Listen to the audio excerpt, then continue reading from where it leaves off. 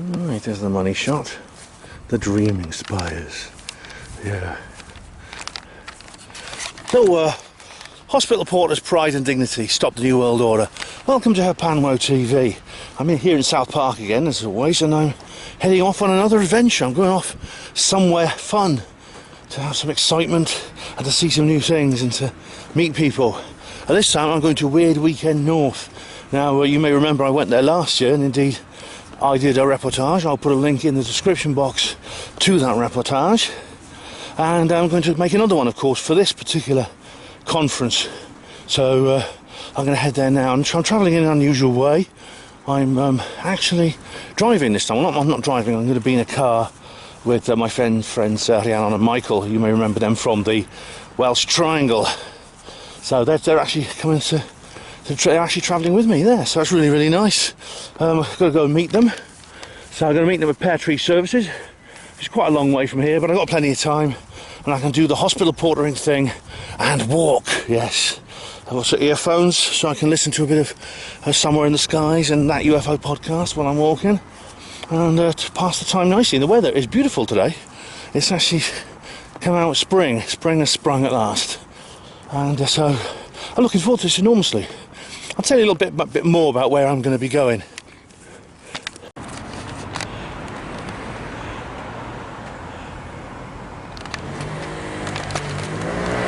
Porter's Dignity and Porter's Pride. And this is the event I am going to. Weird Weekend North, Saturday 27th and Sunday 20th April, Rixton with Blackbrook Community Hall. Same logo. This Weird Weekend North is a must for anyone interested in ghosts, 40 and fairies. 40 and fairies, UFOs, folklore, cryptos, all the other fascinating stuff. Let's have a look what they've got. Saturday. That's tomorrow. 9:30, 10 doors open, intro. Steve Jones, the Leeds Dripping Riot. Death, Disorder and Dripping. Then there's Matteo Borini, another bloody Scotsman. The Venice Vampire.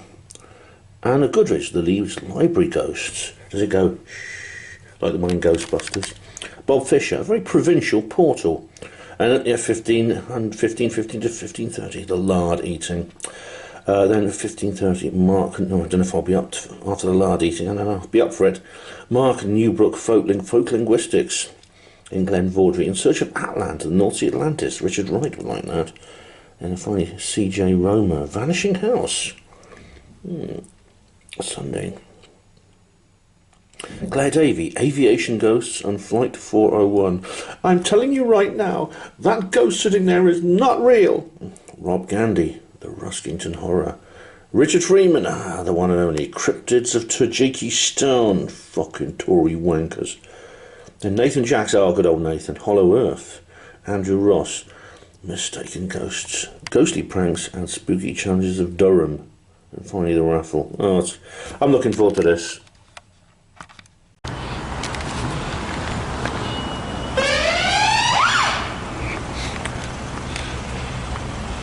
Well, welcome to Sunderland Avenue, home of the famous hornbeam trees.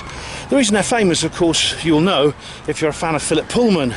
And I am a fan of his books, especially the Dark Materials trilogy. But the man himself, he's a total cultural Marxist tossbag. But he does write very good books, unfortunately. You will know, if you read the Dark Materials trilogy, that this location actually appears as a setting in that story. And in fact, in the story there was actually an interdimensional portal somewhere along this road. So I can't know, it doesn't say exactly where, but near one of these trees. So the government covered it up by, I remember they put a builder's van next to it, or one of those little tents that builders use. You know, not exactly MJ12, was it? But yeah, it's I actually came here to make another video, and I can't even remember what the title was. You viewers might know better than I do. It was just so long ago. It was really, really long ago that I made that video. But there are the hornbeam trees on Sunderland Avenue. Very appropriate, since I'm going to a paranormal conference, isn't it? Well, welcome to Peartree Services. It's right on the north end of Oxford here. This is where I'm meeting my friends. who are going to, Alan and Michael, I'm going to Weird Weekend North with. And I remember that now, that Travelodge, it was I think it was actually the Holiday Inn over there. You'll see it in a minute. Not the Travelodge, I don't think, but Travelodge don't do this sort of thing. But long time ago, back in 2011, the late great Ian R. Crane came to Oxford as part of his Fracking Nightmare tour, and he did a presentation here, and I helped to organise it. I helped to publicise it. I remember it very well. And I came up here, and he hired a conference room in the Holiday Inn up here. It was a really good tour, I remember, and afterwards he gave me a lift into town. Precious times with people now long gone, but never ever forgotten. I do miss Ian very much. Here we go, just round the corner, here it is.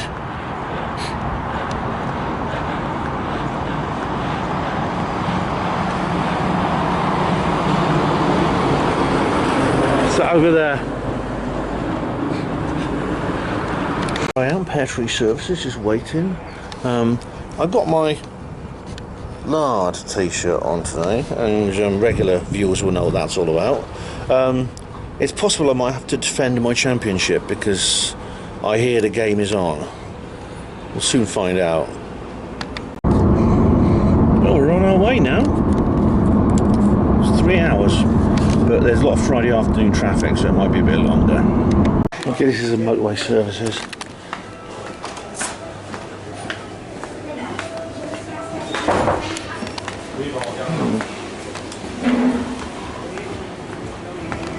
Memories of Las Vegas there.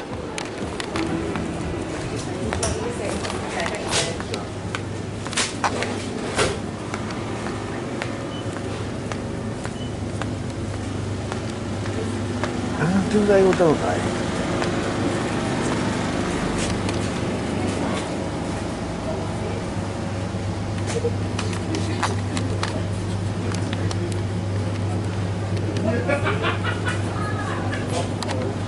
No, they don't.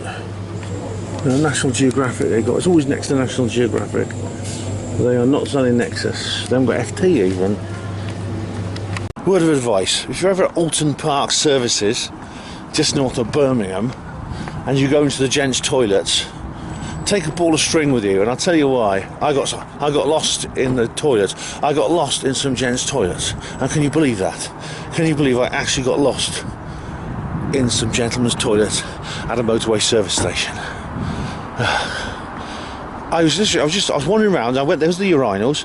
I sort of wandered around a bit, and there was the cubicles. I wandered back, sinks. I thought, how did I get in here? Here it is. And they're all pretty much the same, except this one seems to be especially ugly, I must say.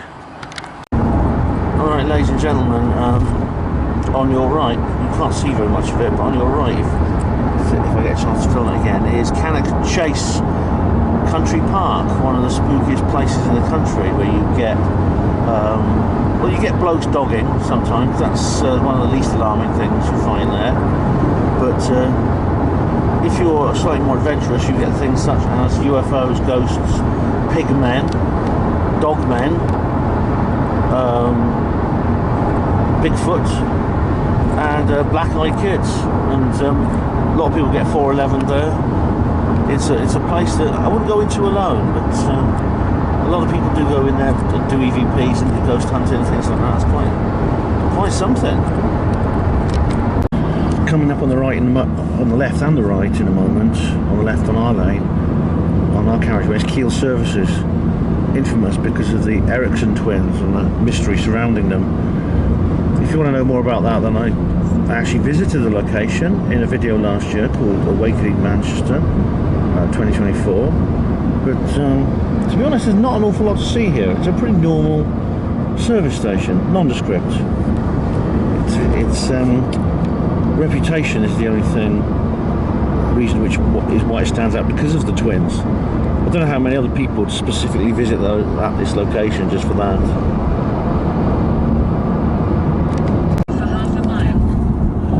Alright guys, we're exiting the motorway, junction 21, and now this is something you'll be familiar with because you've seen it many times before on previous reportages of this event, but only from the pavement, from a pedestrian position. Take the third exit onto Manchester Road. Look at that, there's a canal. Watch out for the pusher. Here we are. This will be very familiar with you. You'll see in a minute.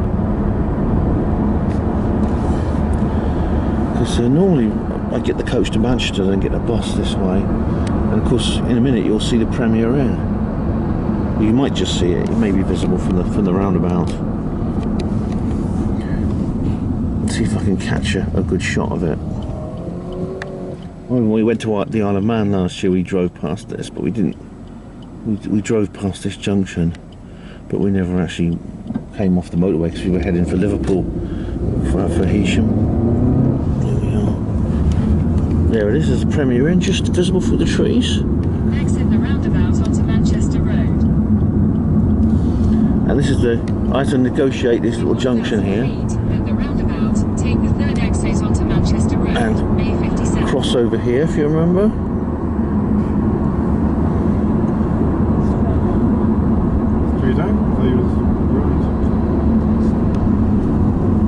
Just to walk along here.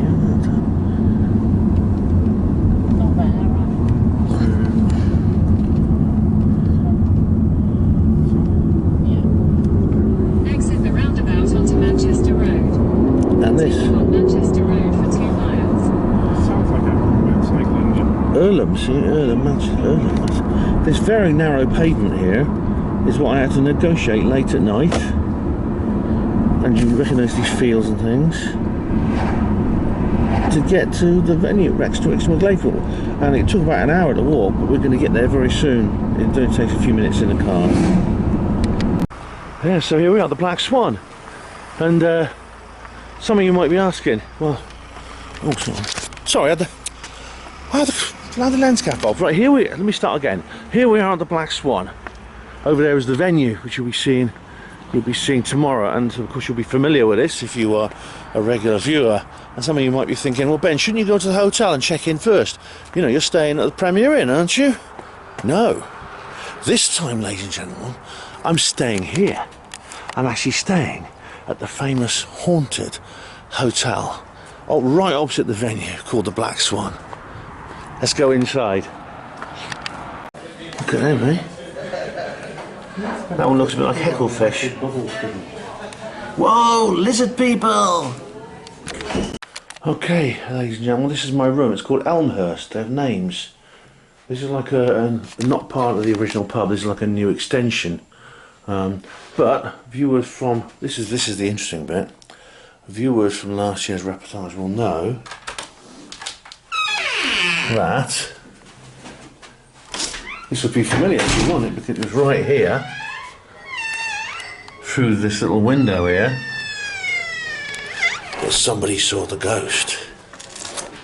Do you recognise this? Yeah, so nice old room here. Bed, big king size bed. Yeah, so plenty of room if I get lucky. You get your tea and condiments. It's what they didn't have at Las Vegas that I really missed. Tea and biscuits and coffee and things. Your remote controls of the telly. What's that sort of view have we got out here? Well, it's interesting if you're of great interest to roofing contractors. I suppose technically you could go out there in nice weather. You can spy on the people over there in that room. A nice picture on the wall.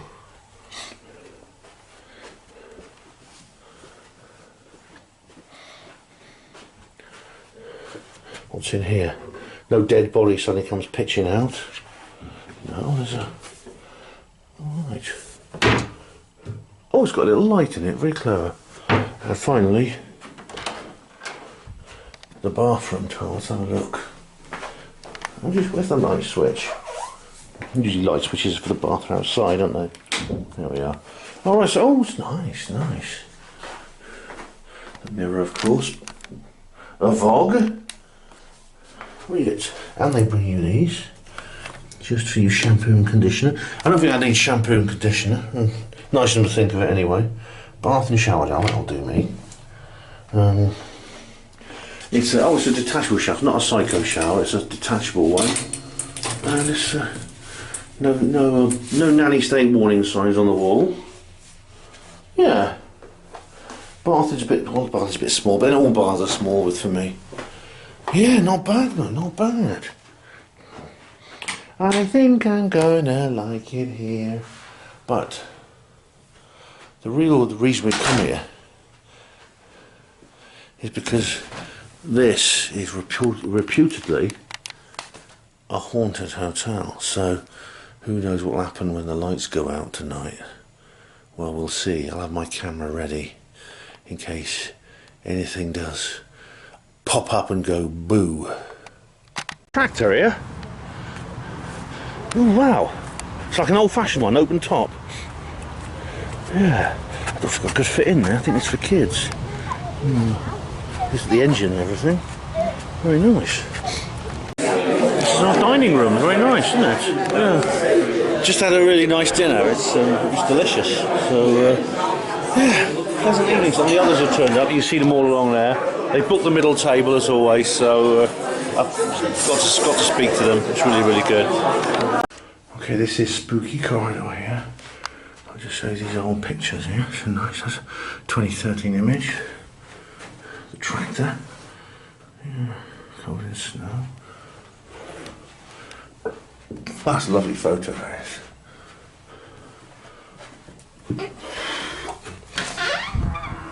Please wash your... If you touch it, please wash your hands. Goodness me. We're living in the COVID days. Don't you know that's not the current thing anymore?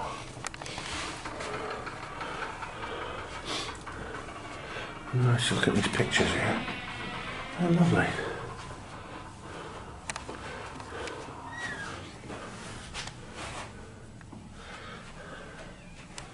There's some of these lovely images here, look. Hey guys, I've gone to bed a bit early. Alan and Michael are tired and they've gone to bed, and I do too. And so I'm back in my room. I'm just sort of settling down quietly. I want to spend more time in it to see what happens, but at the moment I'm watching a documentary about Jill Dando, which is full of crap. I mean, it's I could rant on for ages about how they got the wrong man, and there's a conspiracy behind it, but I don't know, too off topic. But I'm going to watch that and sort of calm down. I've got my wine over there, so I'll be sort of slowly calming down before bed. Let's go to bed now. I'm actually going to go to bed. I'm going to go to sleep. It's a bit early actually, only 10:30. I'm pretty tired. I didn't sleep too well last night. And well, I'm thinking about what might happen tonight. And this is a haunted hotel, so what I'll do is I'll keep my camera by my bedside. Luckily I've got a charger plug here. And if anything happens, I'll be ready to go and grab it and just switch it on. Alright. I'm thinking of trying some EVP at some point. It's worth trying a recorder with me I could use. I found another example of EVP on a Panmo radio actually, which I haven't actually talked about because I want to get it confirmed. But yeah, this is going to be an interesting night, I suspect. If it's not, then I'll just sleep all the way through. So that'll be the kind of bonus. We'll see what happens anyway. Anyway, night. We've got to get up quite early because I'll be ready for breakfast at 9. Because unfortunately, they start breakfast at 9. The venue opens at 9:30, so basically it's half an hour for breakfast. And they don't start breakfast any earlier, unfortunately, in this place. So that's what we could do. So sweet dreams. All this at home. This is incredible. We'll have a workshop, and this fills it completely short. There's not a lot of workshop left after we put this in. Now tell me, Good morning, everyone. Good morning. celebrating all things Your love affair with Switch that off. railway started back in 1948. Hell, this is not working. Yeah, my granddad and my dad. All right, now the remote control's not working. Stopped outside of the toy shop. Strange. That's it. Okay. Well, good morning, everyone. It's a Saturday morning. I actually slept quite well last night. I was pretty tired. Because I went to bed quite early, I was really dropping off at 11. I woke up pretty early. It's now about 7, and yeah, so I've just been doom watching, and but I'm interspersed with a bit of Ashton Forbes. He's on my phone. That's out there. Which again, that's really the only thing. Much more uplifting, because that's what we need to have for any of that. So I'm going to stick to Ashton, I think. Yeah, it's the Wi-Fi signal's intermittent here, I must say, but I've got plenty of roaming data. But so just got to wait now. Wait for an hour or so, and then we're going to go to breakfast. No, nothing strange happened in the night. It was everything completely normal. No weird noises, no ghostly shadows or anything like that. But well, there's 2 more nights to go, so you never know what might happen. But I'm kind of like just looking forward to the conference, really. We don't have long for breakfast, actually, because the conference doors open at 9:30. We basically they don't start serving breakfast till 9 here. So you've got basically got half an hour. But you can always turn up a bit late. Doors open 9:30. The event starts at 10. But we have very limited time in getting over to the conference. Michael, I don't think Michael's going to come with us because he's not a woo-woo, Michael. He's not a woo-woo. It's only me and Rhiannon are woo-woos, so he'll probably go off and he'll do his own thing, but maybe he'll come back later. I think if he had a good ghost sighting, maybe they had one last night. I don't know, I haven't spoken to them yet. If they had one last night, then maybe he'll be convinced. I don't know. Anyway, good morning, everybody. Just out of interest, guys, I just wanted to give you a demonstration. I've just discovered a bit more about shadow banning. Now, this is YouTube, and I put in this here. Do you see? It says richplanet.tv.reuploader. This is one of a whole series of mirror channels that have appeared on YouTube ever since Richard was banned. Now, excuse me. If you scroll down, the first hit you get is, look, BBC News. Conspiracy theorist turns up, tracks down terror attack victims at their homes and workplaces. And it's basically just a little clip from Mariana Springs documentary. And you go down here and you get like, anyway, taking conspiracy theorists to court. This is Martin Hibbert's lawsuit against Richard. And you go down here and it's Madeleine McCann wasn't abducted. Now this is the first one that's in any way kind of open to this idea. You could go down a bit further and you get like Sky News, and it carries on like that.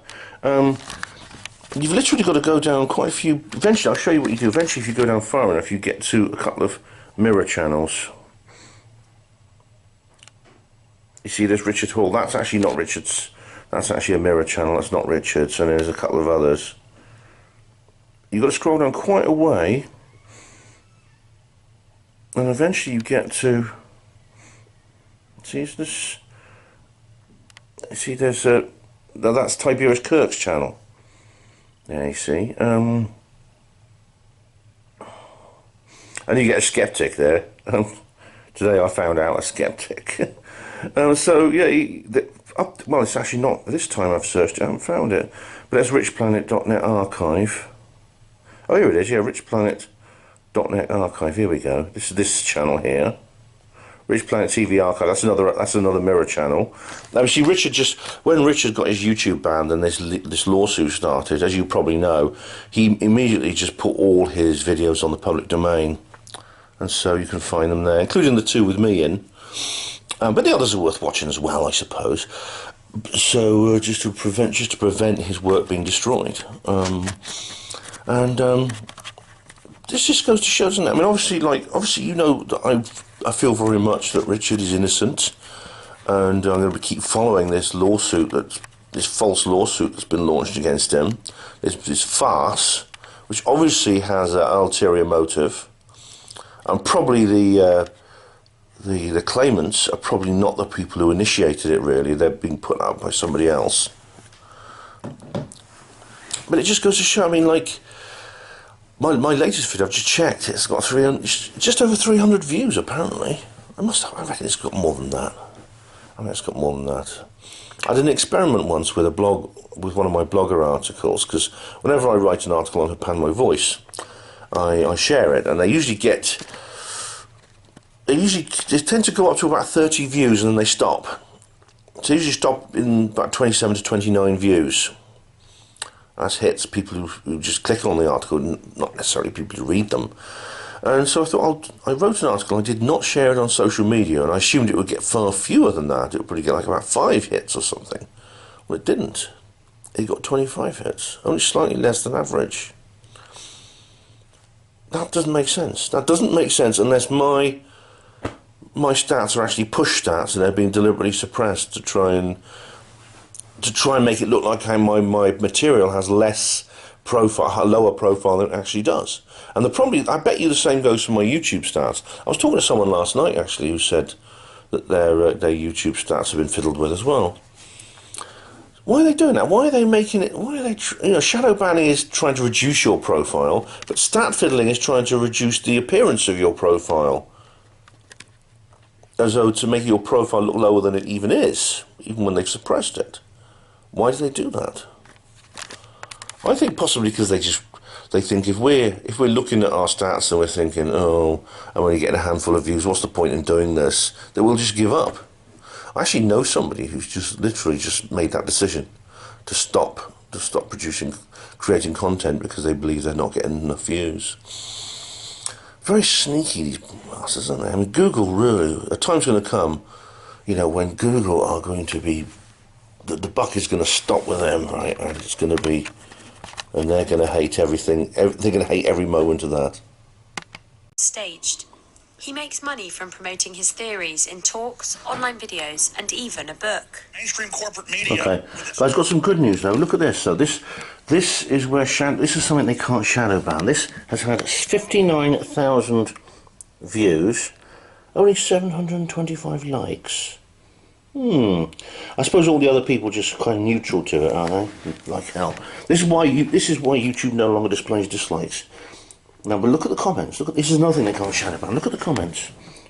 Right, just scroll down. You can read them for yourselves. Yeah, good point. Freedom of speech. Makes me sick. The BBC telling the truth. Lol. Keep going. Unite Planet. Oh, I've been on the Unite Planet channel. It keeps going. See, I can't see a single comment here which is supporting the BBC in this. They're all on Richard's side. That is what should give us hope, ladies and gentlemen. Right? That's why we should not give up. Just because they're doing this, just because they do these dirty tricks, doesn't mean they're going to get away with it. Hi, thanks. It's Ben. You remember him from the Isle of Man. Good morning, everyone. It is a fine morning here, and I can see Hirianon, out of frame as always. It's a fine morning here at the Black Swan. Sun's shining, as you can see behind me. There we are, it's lovely. That window up there is my room. I think our rooms are next door to each other, Yeah, they are. That's right. The ducks. Oh, right, oh yeah. Ducks on the pond. Ducks on the pond, that's that song, isn't it? Ducks on the pond. You ever heard that song? It's a hippie song. Oh look, we've got a duck pond here. And the duckies are having fun. It's nice. There they are, they're out of the water at the moment. Those are unusual ducks, I've not seen them before. Strange, they're not like the green-headed ones, or the mallards. Very nice. Got those weird ducks like the ones in Las Vegas. Do you remember the ones in Las Vegas? The flamingos and the strange ducks. Good morning, duckies. Guys, we're back in the same room for breakfast as we were for dinner last night. We were over there for dinner last night, you see, where the mirror is.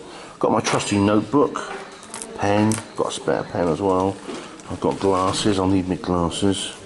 And we're basically going to have breakfast and then let's head off straight away.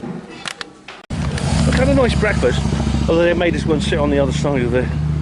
They made us go and sit on the other side, and things were a bit slack. It took a long time to service. But there was only one waitress actually on duty, so I don't think it was her fault. I think she was doing the best she could.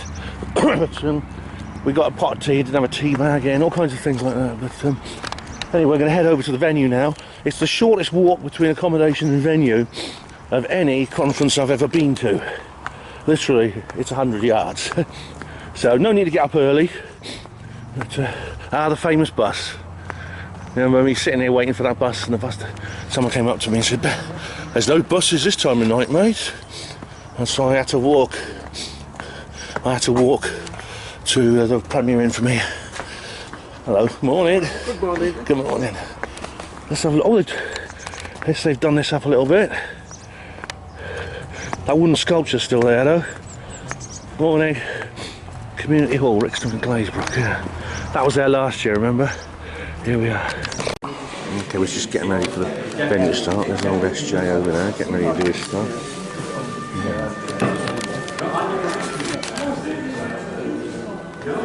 It's only half full so far, but more people will join us as the day goes on. This year's logo is really cool, look. Crashed alien. Oh, Richard is looking his usual dapper self. He's got the monkey today, I think. Oh, and there's Jeff. Jeff has come out. Jeff the Talking Bongers. So I'm just come out of the venue there. Steve's done his talk. It's the first talk of the day. And it was an interesting bit of history. Not really very Fortean though. So I'm not sure it's appropriate for this conference, but I thought it was interesting anyway. The Leeds Dripping Riot. I'm not kidding you, but who's going to have a fight over dripping? Apparently dripping is often used to fry chips in Leeds. And it's nicer, I mean, I know from experience it's much nicer than normal vegetable fat fried chips. In Leeds they still call it mucky fat. And of course it doesn't go down too well these days because of course it's not halal, is it? Any product made from the pig is not permitted in the majority population of that city. But in 1865 there was a riot over dripping because, well, they called it that because what happened was there was this Irish cook called Eliza Stafford who's working for a surgeon called Mr. Chorley, and apparently she stole, they called it stealing, although it was considered a perk in those days, 1.5 pounds of 2 to 3 pounds of dripping and sold it to a dressmaker, and she was arrested and sentenced to a month's hard labour at Armley prison. And this led to a lot of discontent. I mean, obviously, whenever these things happen, very often the superficial reason why trouble breaks out is not the actual cause. It's just like a kind of excuse to voice underlying grievances that already exist. That was one thing the Marxists did get right.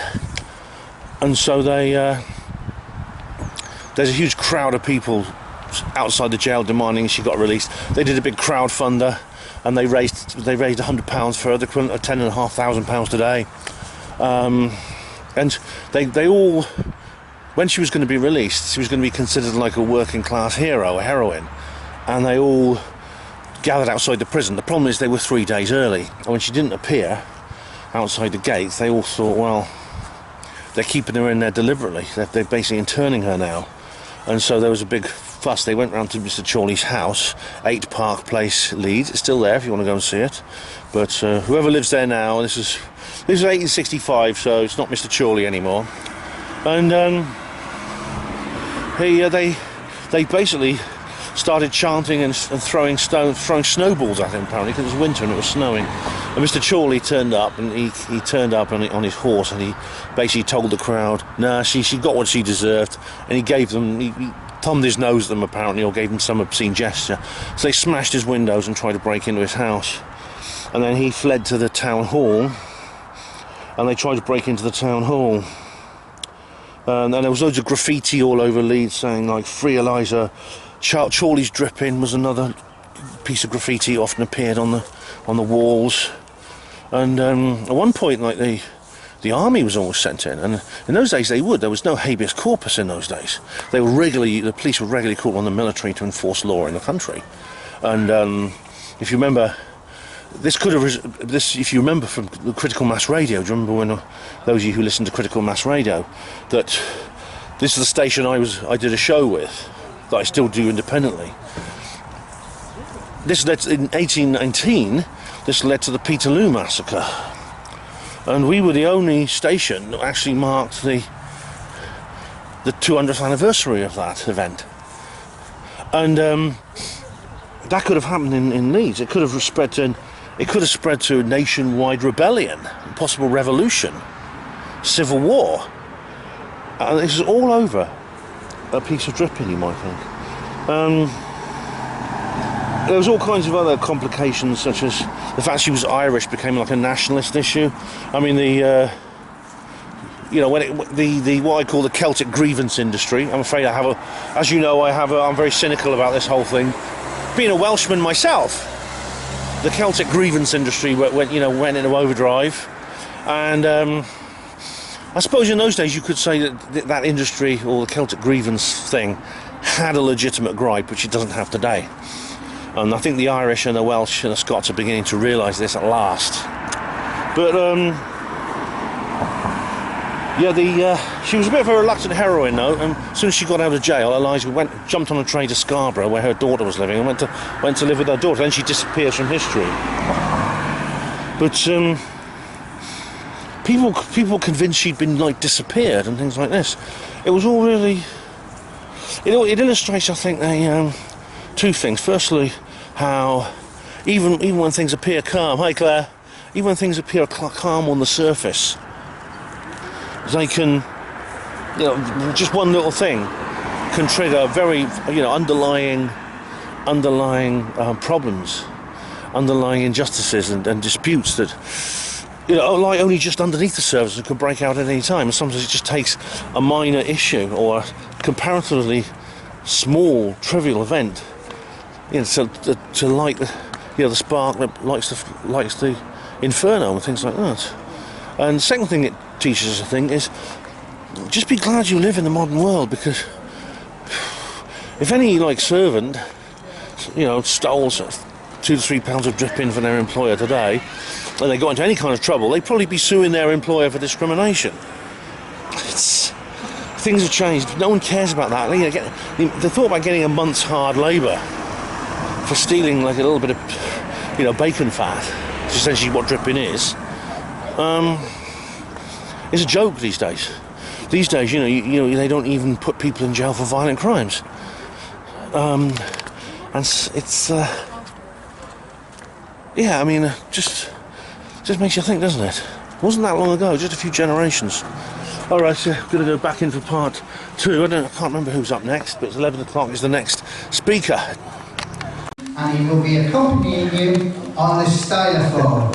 Remember that thing Walt Harris used to use? Take it away.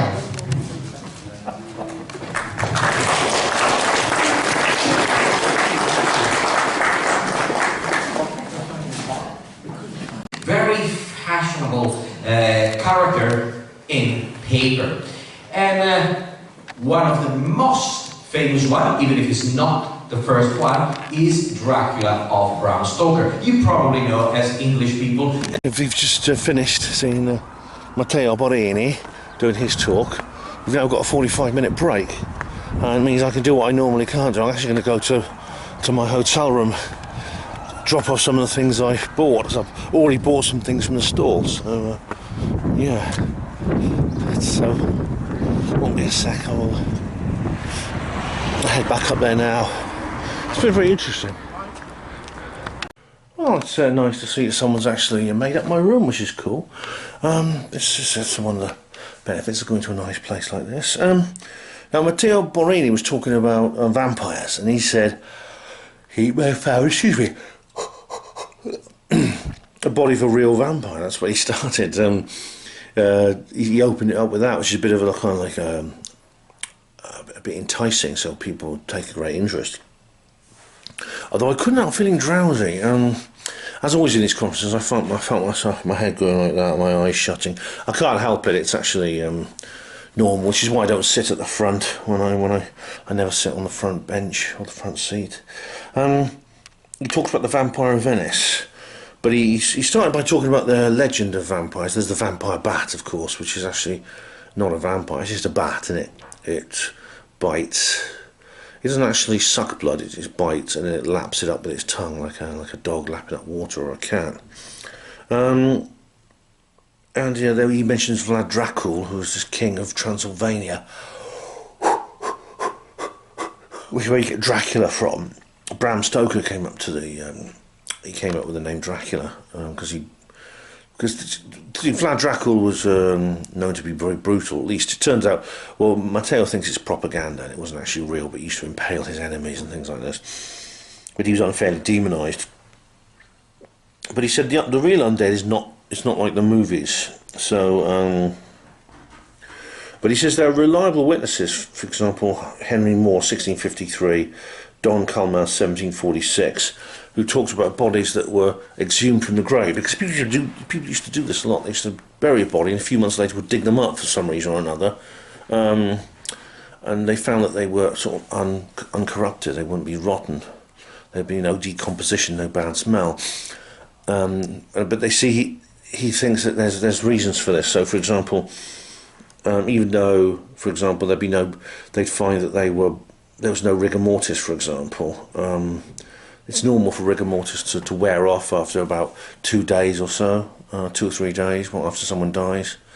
And they said it looked like they'd been putting on weight because they'd been eating, and the rumour was they'd been drinking blood, but that's just bloating. I mean, when someone dies, you get like decomposition inside the gut, which causes the belly to expand. So God knows what mine would look like when that happens to me, because it's fairly expanded already, I think. But it would expand even more, and this is just because the bacteria in your guts would suddenly start eating your own flesh, and they produce gas. Well, that's what that is.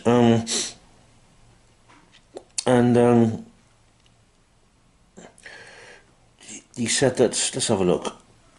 Also, there's these things called naxayas, which are vampire. They're thought of as larval vampires. They eat their own shrouds. But all that was these were usually just wrapped in a shroud and not put in a coffin. In plague victims, for example, the pressure of the earth would push the shroud into the mouth, and inside the mouth it would decompose faster because of moisture. That's what he was saying. That's what that's all about. And also, you see, a lot of the bodies could be buried, and then, supposing like in Eastern Europe, because the legend of the vampire actually comes from the Balkans. The word vampire, I think, is Serbian, Serbo-Croatian or something like that. And so vampire, which is where vampire comes from, refers to bodies that have been dug up, and it's thought that they're not really, they're sort of in an undead state because they're dug up a few months after they've been buried, and there's no decomposition at all. The thing is, very often these would be bodies, for example, buried in the Henry Moore example from 1673 refers to a body buried in 1592 in September. The dates are very precise on the death certificate. Exhumed in April. So in Eastern Europe it gets pretty cold in the winter, and there's a lot of frost penetration to a great depth, the depth where the coffin is buried, which essentially means all through after the body was buried to when it was exhumed in the spring, it was placed in essentially a natural deep freeze, so it's essentially frozen solid and preserved. That's an example we're talking about here. And he talks about this Naxaya, this larval vampire, that's found in Venice. So there's an island off the coast of Venice. It's actually mentioned in Dan Brown's Inferno. I can't remember what it's called, but it's mentioned in the Inferno book, which I've reviewed on Panmo TV. And in 2006, he found a skeleton there with a brick shoved into the mouth. He believes that that's a ritual to stop them biting. It's like to stop the Naxai from eating the shroud and coming out of the grave. But he managed to work out through examining the bones and that this was a 61-year-old woman who who died in the 1746, and she'd been on this. She'd obviously got the plague because she was on this island, and they worked out all kinds of things about her, like her diet. They reckon she ate mostly fish and vegetables, which indicates she was not a high class person. She didn't eat a lot of meat, and she had a facial injury, like she'd had an injury to her face which had healed. She'd had some fractures around her eyes and nose which had healed, and she had arthritis, things like that. It was really amazing. But the brick in the mouth was to do with her possibly being vampiric. And so, I mean, I've heard this before. A lot of the skeptics talk about it. Deborah Hyde has mentioned it, the skeptic witch. And if you ever read the Jaw Domain blog, which she writes, and the Skeptic magazine. But what I find interesting is that despite all this, despite everything that Matteo was saying, and I agree with him, and he's right about this legend, this European origin of the vampire legend. You know, the idea that there are creatures which suck blood actually is not uncommon around the world. So it goes beyond just Europe. And, for example, in Southeast Asia, there's the Aswang, this creature that Mark Pilkington keeps talking about, because it was essentially, the legend was kind of preyed on by psychological warfare experts in the Vietnam War. And even in modern times, there have been vampiric-like creatures that have appeared in the world. For example, the good example is the chupacabra.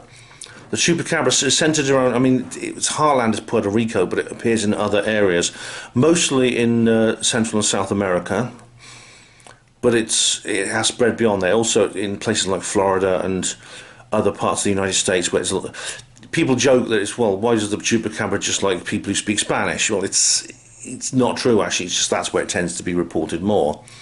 But the chupacabra essentially is a modern day cryptid stroke alien stroke legend which has the features of vampires, and indeed legends like that go right back into the ancient world. And it's unlikely, because of burial practices and things like this, which vary from country to country, that the entire vampire phenomenon can be explained simply as nothing more than what Matteo was saying. I think what Matteo was saying only partly tells the story. And of course then, I know that legends can take hold, like the Highgate vampire, which is a kind of neo-mythology that came out in the 60s. David Farrant, I'm sure you've heard of him. And then there was that Sean Manchester, the guy, the vampire killer, who who also got involved with it. But that's similar to the chupacabra, except, you see, the witnesses to chupacabra, they include very, very high-level witnesses. There's a very level-headed policeman who witnessed his dog being attacked by a chupacabra, which indicates that the chupacabra, goat sucker, it means literally, is probably something. There's something real behind it.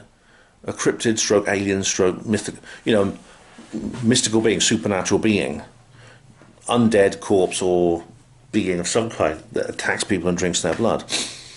That is a universal myth, and I think there's probably more to it than Matteo was saying. Very interesting, though. Very interesting talk. Even though I hope he didn't see me dropping off. It wasn't nothing personal.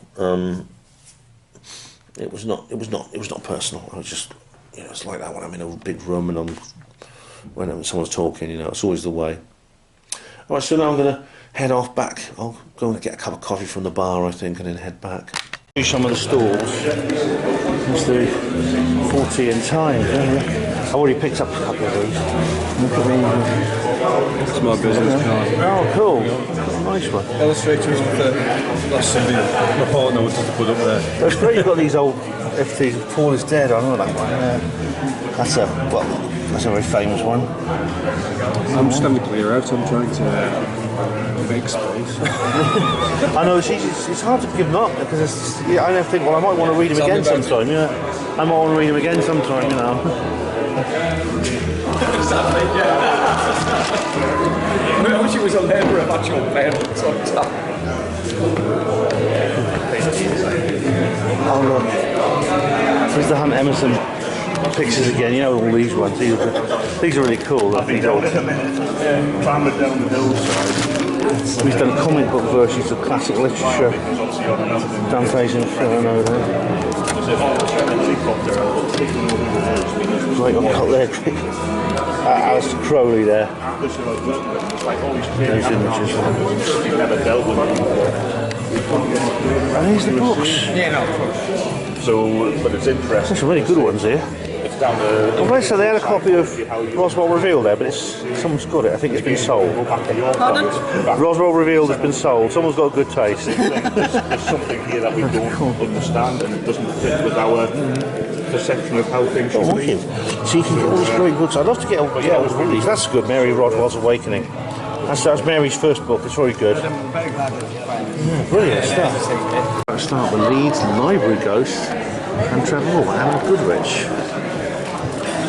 Richard's going to do his stuff now. It's the Oran pen deck again.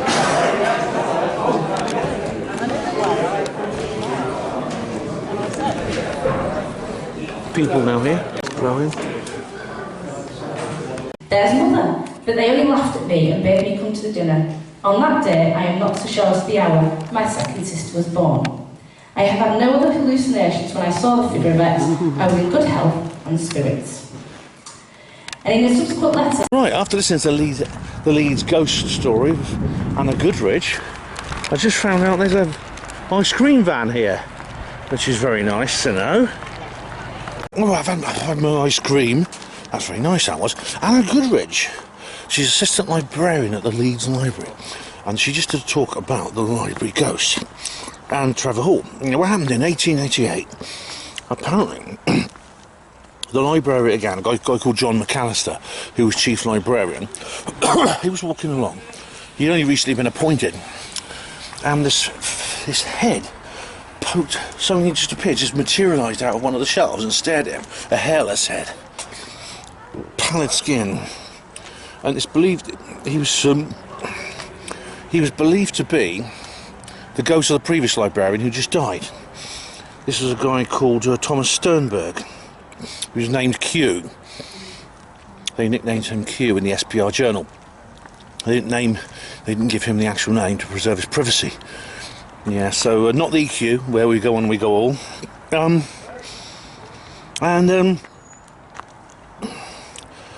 So this is a big question. There was also light phenomena being seen there, and now what happened was there was loads of accounts published in various places.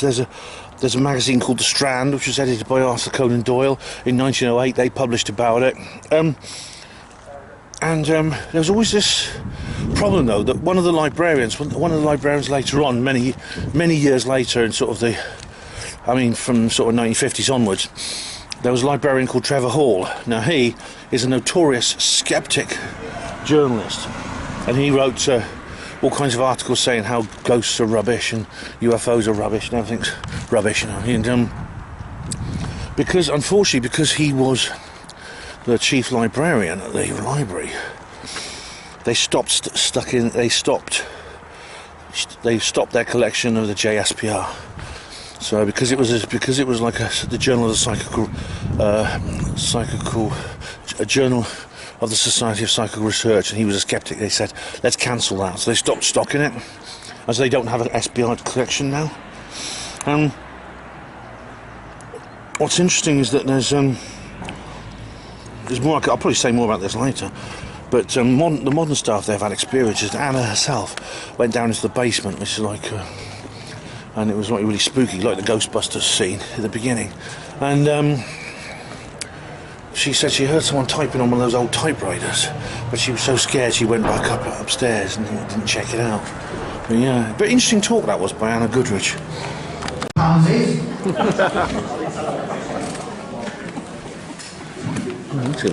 Jeff, what can you tell us about our old chum, Mr. Fischer? Well, Bob Fischer. He is the head of a sinister occult. A sinister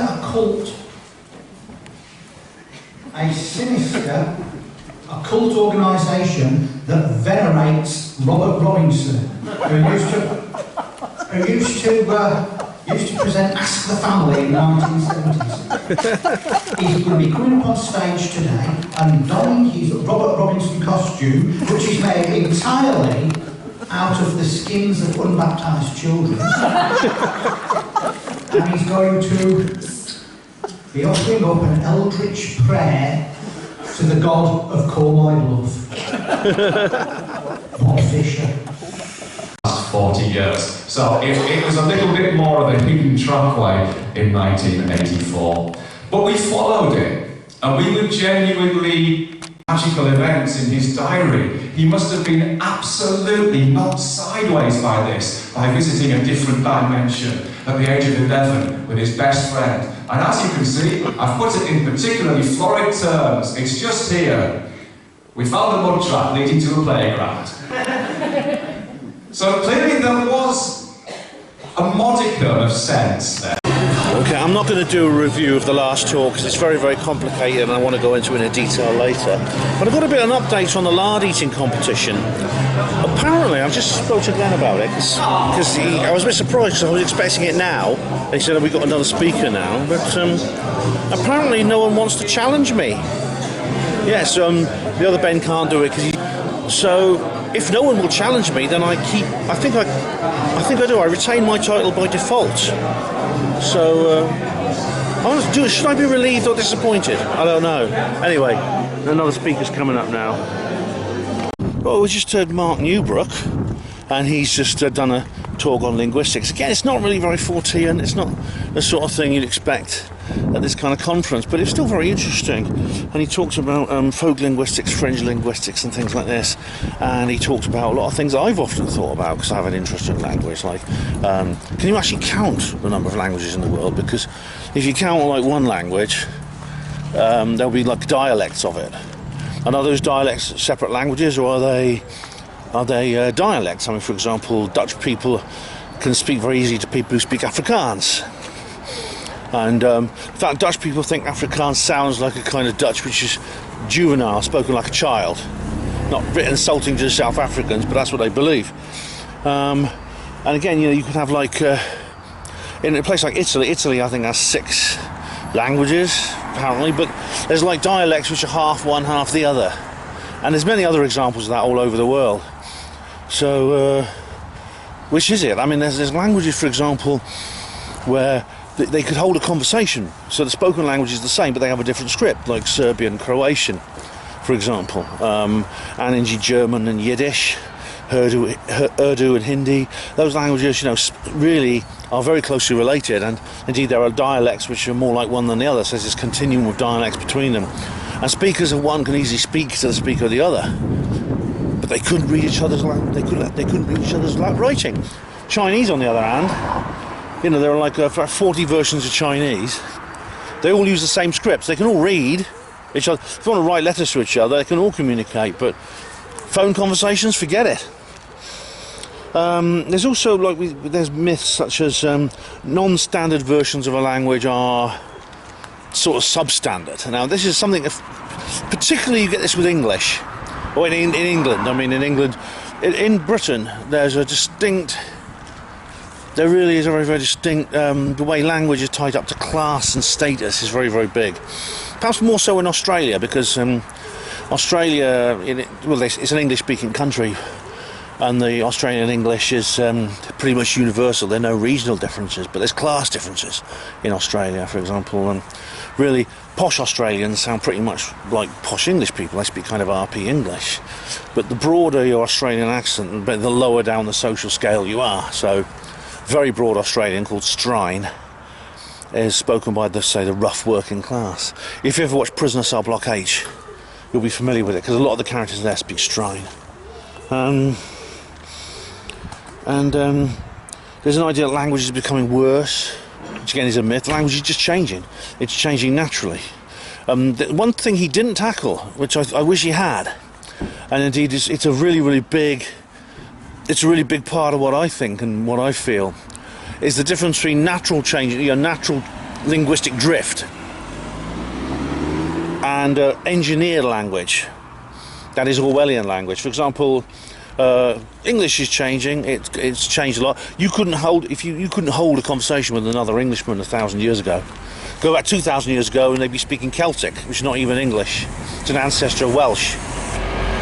You couldn't even you couldn't hold a conversation with them, and that's because languages change naturally. And you see it even within a generation. I mean, when my daughter was at school and she did something particularly stupid, she'd be called a numpty. Yet when I was at school, before 20 odd years before her, and I did the same thing, I'd be called a wally.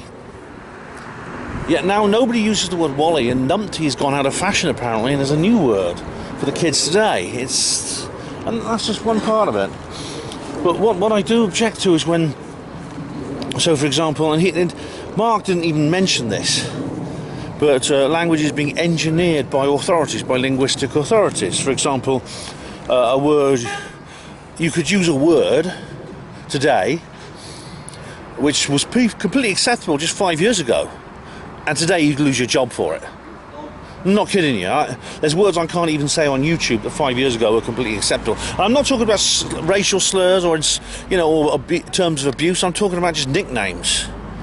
Say nicknames for people of a particular racial group. You literally, and that's what I think. If he had gone into that in more detail, I think you could call that a more Fortean phenomenon. But he didn't. He didn't. Anyway, I have good news. I do have a challenger for the lard eating competition, so it is going ahead. You'll be glad to know. You are about to witness a venerable and ancient tradition that goes back all of 5 years. Oh, the eating of the lard, me boys. The eating of the lard, the pig fat will be gobbled at the eating of the lard. Last year's prize was a t-shirt that said, they're happy to say lard, lard. This year's prize is a memory stick with 52, count them, 52 rare books about legendary creatures, dragons, unicorns, dwarves, giants, fairies, and other things as well. Going back hundreds and hundreds of years, and it includes Edward Topsell's The History of Four-Footed Beasts and Serpents, which exchanges hands, the original, exchanges hands for over £15,000. And it's only ever been reprinted once. So this is one hell of a prize. Now, we've got two great lard-orientated gladiators here, but we've got 3 blocks of lard. Do we have any other challengers? Do we have anybody else who wants to enter the grand lard-eating competition for 52 books on legendary beasts? Come on, go for it. Any takers for the grand lard-eating competition? You should point out yourself into any sector again. Somebody, come on. Go for it. Well, this is the kind of reaction I would have expected in the Linguistics sat. No one's brave enough to take up the lard-eating challenge. Well, lads, it's down to you two then.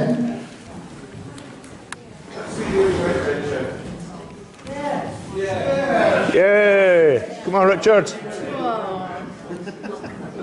Three-stop look. On your marks, get set, Atland!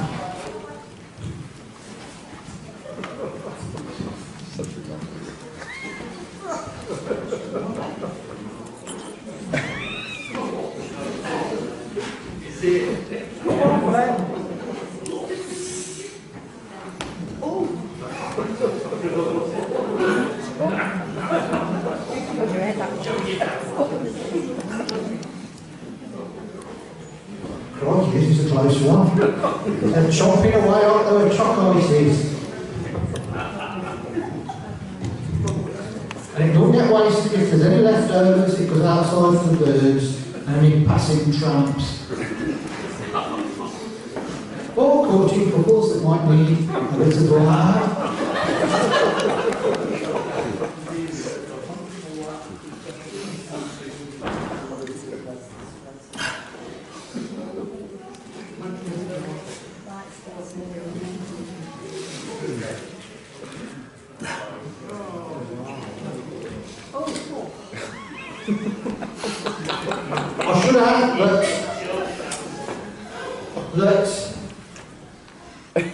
I should add that any rheumatic activities,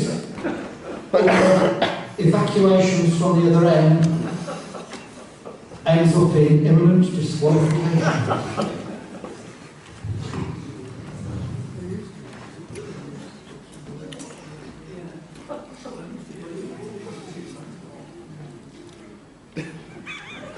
To be honest, I think this should be an Olympic sport.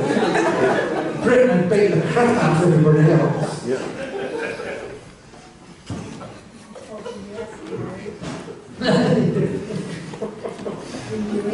All done without the aid of any artificial. Well, all Inuits are Eskimos, but not all Eskimos are Inuits. Just one group of Eskimos. Oh, we've only you. Go on, Ben. Just do one go, Ben.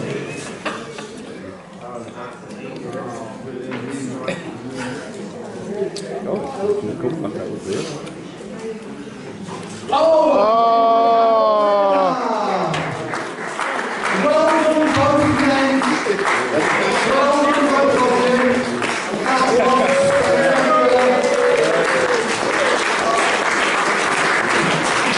That was a spectacular competition. Praise the Lord! There's your prize, it's well earned. Thank you. This lad here.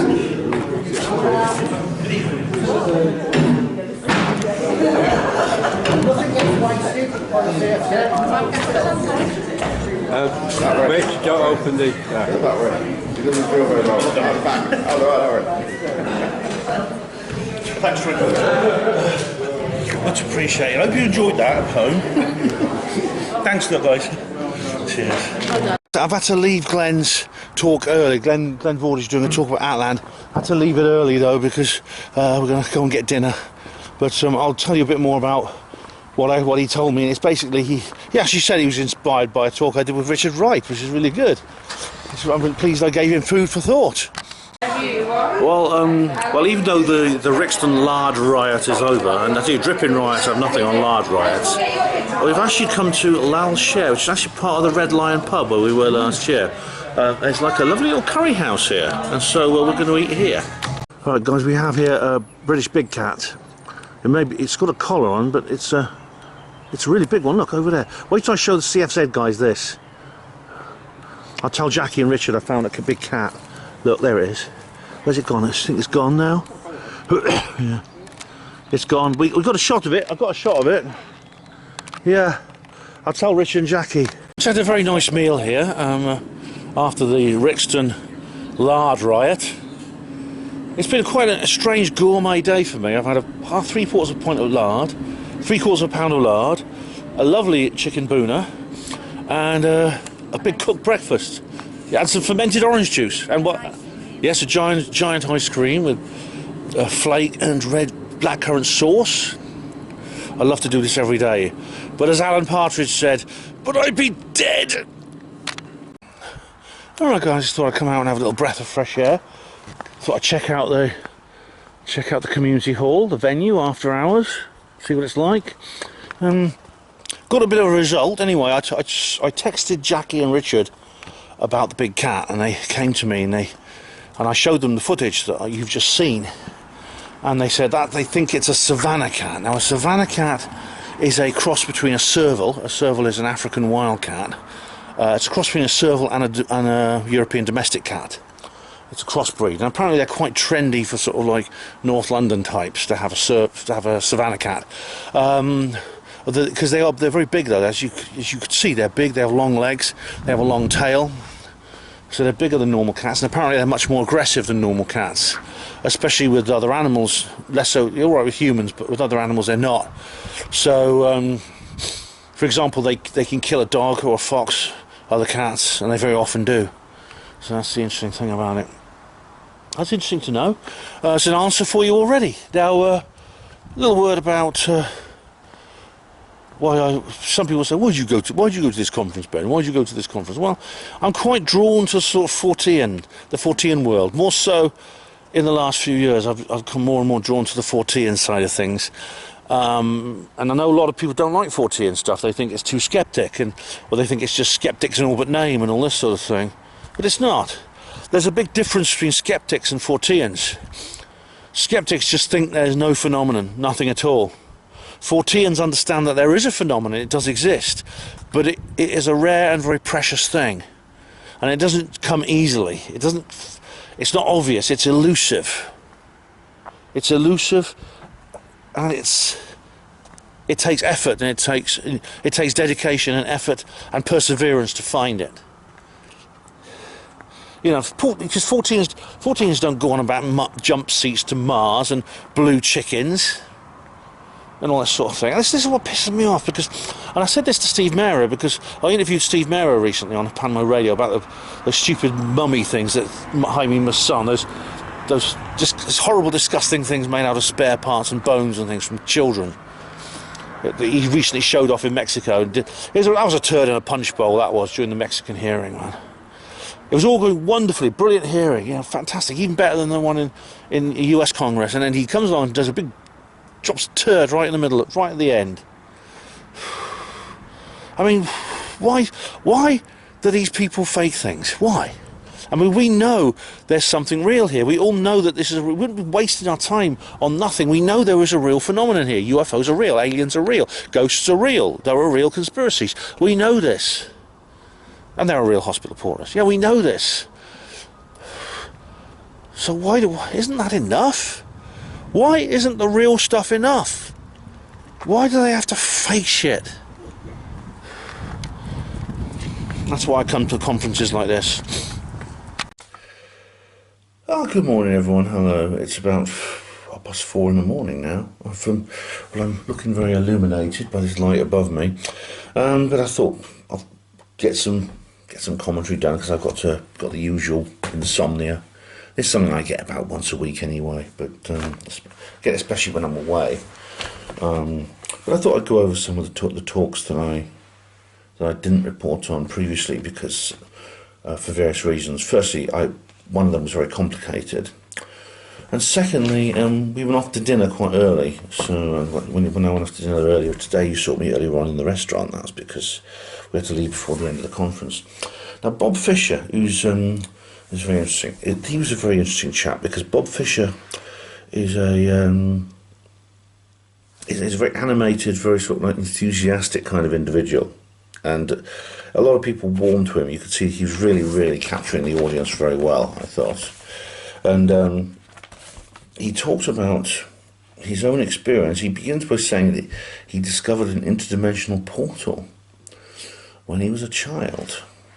And what he did was, he was playing with his, and he said exactly when it happens. He said it was Sunday the 15th of April 1984. He was just 11 years old, and he and his friend Doug were playing around, as kids used to in those days, before they were just shackled to TVs and computers and things.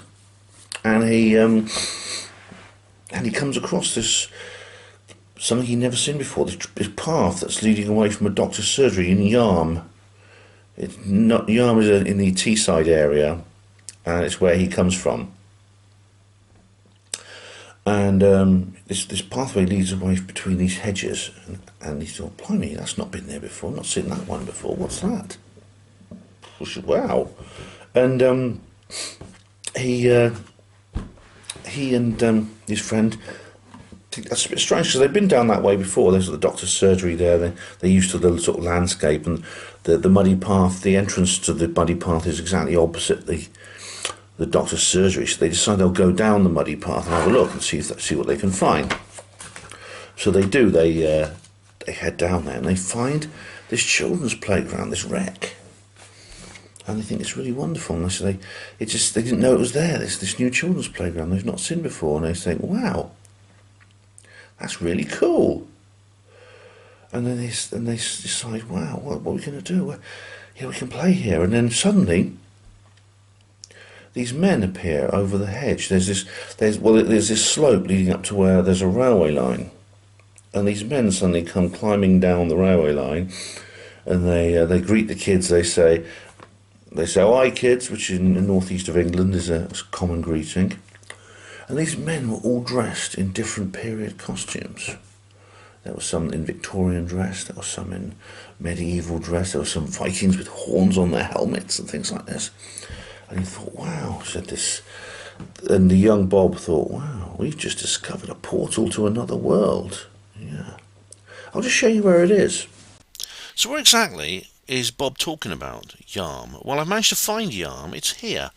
It is it's south of Middlesbrough in Teesside. Exactly where he said it was, and so we can go and have a quick look at it and maybe find this location he's talking about, this sort of portal area of his mind. So based on his description, he said he did show where it was. He also showed some photographs, and he said that it was opposite a doctor's surgery. Now, I've had a look at several doctor's surgeries, and there's only one that really fits the bill, and I managed to find it basically because I remember him saying that the play area was beside a railway line. Now, this was in 1984, but railway tracks tend not to move very much. They tend to stay in the same area for decades, if not longer. And so here we have a railway line, as you can see here, running straight north-south, straight through Yarm. Yarm here is on this meander in the River Tees, and there's a bridge there, and it goes straight through here, right there. So I started looking for a doctor's surgery, so I just put here GP surgery, and you can see I've already been searching, and one came up, and it was this one, Dr. A. Bonavia, Yarm Medical Centre, and here's the railway line, here's the doctor's surgery, so I assume it was here. So I actually zoomed in, and I thought, right, let's go to overhead first of all. And indeed, there it is. There's the road. Now, we'll go street view and see what we can find out. So I'll just go to the street just outside Dr. Bonavia's surgery. There we are. Right. So this is here. This is the surgery here. This is there's a chemist next door, as you can see.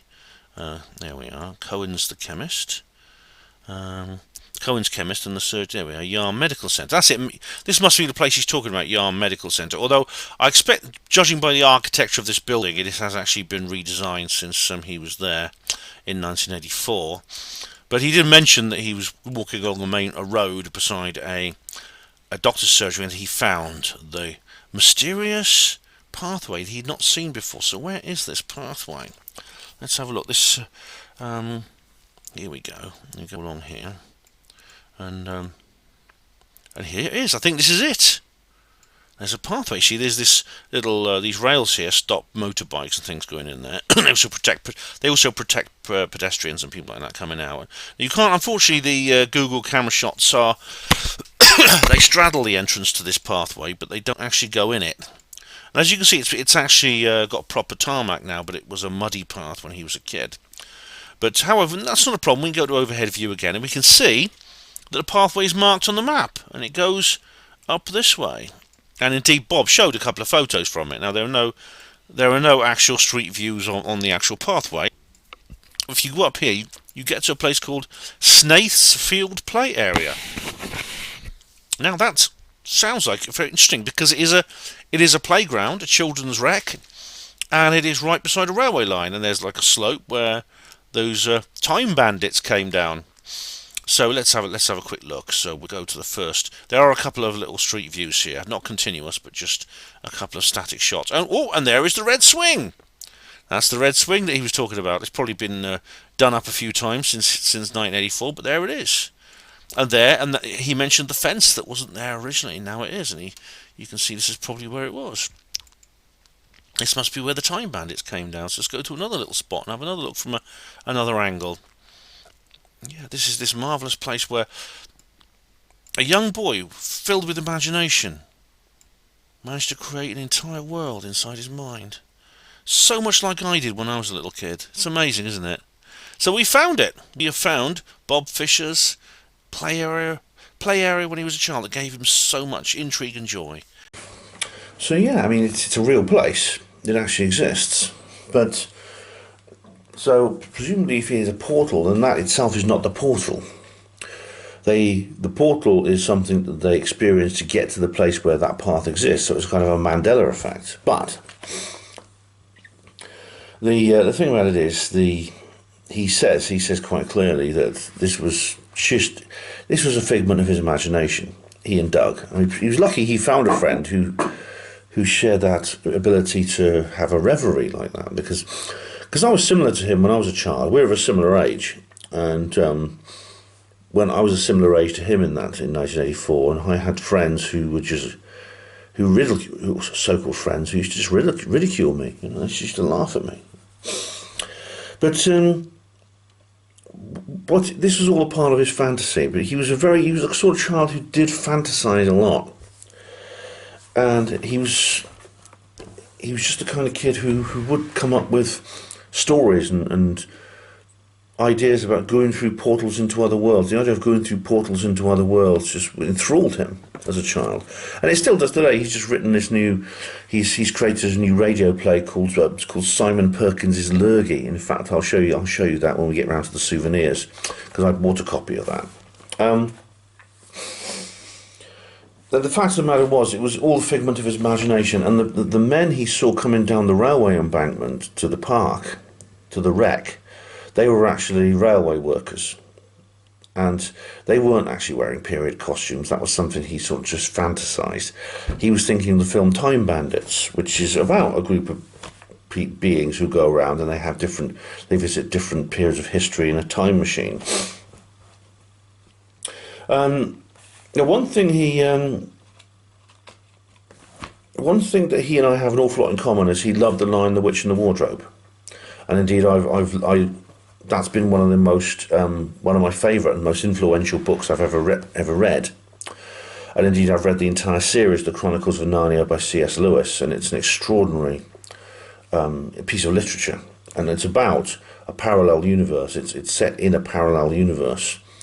And what happens is the four children from our own world find a way to enter that parallel universe through a portal that's at the back of a wardrobe. I mean, in the other books, there's different kind of transitional methodologies, but in the original, the first and original one, it is done by a wardrobe. In some of the others, for example, in the other books, there's things like magic rings and things like that. But in the original, it is a portal at the back of a wardrobe. This was made into a film in 1979. Now, there's a more recent film which you might have seen, which is very good. But the original animated film is also, I think, excellent. It was made by the team that animated the Peanuts cartoons, the Charlie Brown and Snoopy series. So you might recognise its style. It's simplistic but nice. Look at it here. He also got into other books such as Alan Garner. Now, I've never read Alan Garner, but he was a very famous author for your children and young adults.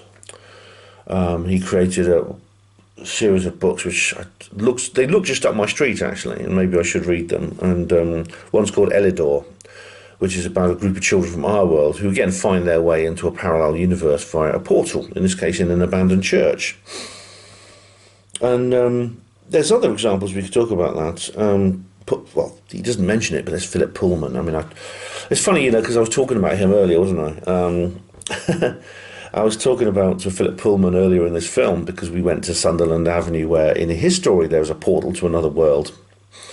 It's interesting that came up in this particular video, because I didn't know I was going to see Bob Fischer and what Bob Fischer was going to talk about. It's really, really cool. This book's called Elidor, and he said that was an amazing book. But he also liked The Wizard of Oz, which again is a very similar story. It's about a parallel world, a universe, a magical land full of all kinds of amazing things, which an individual from our world leading a very mundane life finds her way into. In this case, it's through a storm which picks her house up, and indeed you know, well, tornadoes, you know, things like that, the twister, they do have sort of esoteric elements, as Dr. Judy Wood has talked about, but that's another subject. Jamie and the Magic Torch, that's another, I remember that, Jamie and the Magic Torch. I'll never forget the song. And Wordsworth, his dog Wordsworth, I remember they go into this world and have adventures and things like that. And these imaginary scenarios were just such a big part of his childhood, as they were mine. And then he started looking into mythology, because this idea of parallel worlds seems to exist in mythology as well, in all kinds of mythology, including our own here in Europe. For example, in Celtic mythology, it's full of stories about heroes who venture into places like Tiernan and Og, which is a kind of dreamland full of all kinds of esoteric beings. And there's also, it exists in Japanese as well, in Japanese, in mythology as well. There's a story about a man who travels through to another world on the back of a turtle, things like that. And not far from Darlington, which is near where he lives, there's a place called the Hell's Kettles, which is like a series of, they're actually some lakes, lakes on a farmland. They're actually created by ancient sinkholes, and legend has it that they are bottomless. They're not bottomless, they're just very deep, because they're created by sinkholes. But he found this extraordinary, it's rather like Shirley Valentine, you know. She says, when she looks at her husband, she says, he needs to bathe in water that goes down for forever. And these sort of things do appeal to something very, very archetypal in human experience, definitely. And funny enough, a guy called Charles Dodgson used to live for a while near there. He lived in a place called the Croft Rectory, which is near Hell's Kitchen. Now, Charles Dodgson also was enthralled by the idea of holes going down into other worlds, and Charles Dodgson later moved to Oxford, where I live, and he wrote a series of books that have become absolutely a piece of like creation mythology almost for imaginative children. I'm talking about Alice in Wonderland and Through the Looking Glass, and he wrote them under his pen name, Lewis Carroll. And then on Christmas Day 1984, he said his real portal. He said his real portal to another world, and I thought, because I think Bob tends to sort of like, he's quite good at, you know, like I say, he really captured the audience, and he can really think, he makes us go, wow, what's he going to say? He received a PC, a personal computer, a ZX Spectrum Plus. A ZX Spectrum it was, no, not the Plus. So I actually had the ZX Spectrum Plus when I was a kid. Now, if you've never seen one of these, or if you're younger than me, it's worth looking into what these computers actually were, because they were really probably the first generation of really usable personal computers. I mean, by the standards of today's devices, they're extremely primitive, but they had a lot in common in the sense they were easy to use, they were fun, and you could play games on them. And the games, like I said, were not sophisticated, but they were not sophisticated by today's standards. They were technically simple, but they were enormously playable and absorbing. And I used to play with them all. I used to play these things all the time. I had a Spectrum Plus. The Spectrum Plus was essentially the same computer.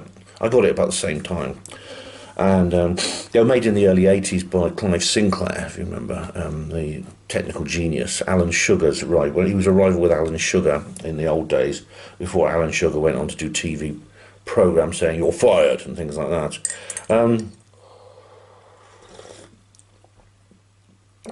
But whether you had a Plus or just a plain Spectrum, you got these games, and they were on cassette, and you just loaded them from a normal tape recorder. You just interfaced the computer with a tape recorder, and you ran the tape, and then it worked through analog sound signals.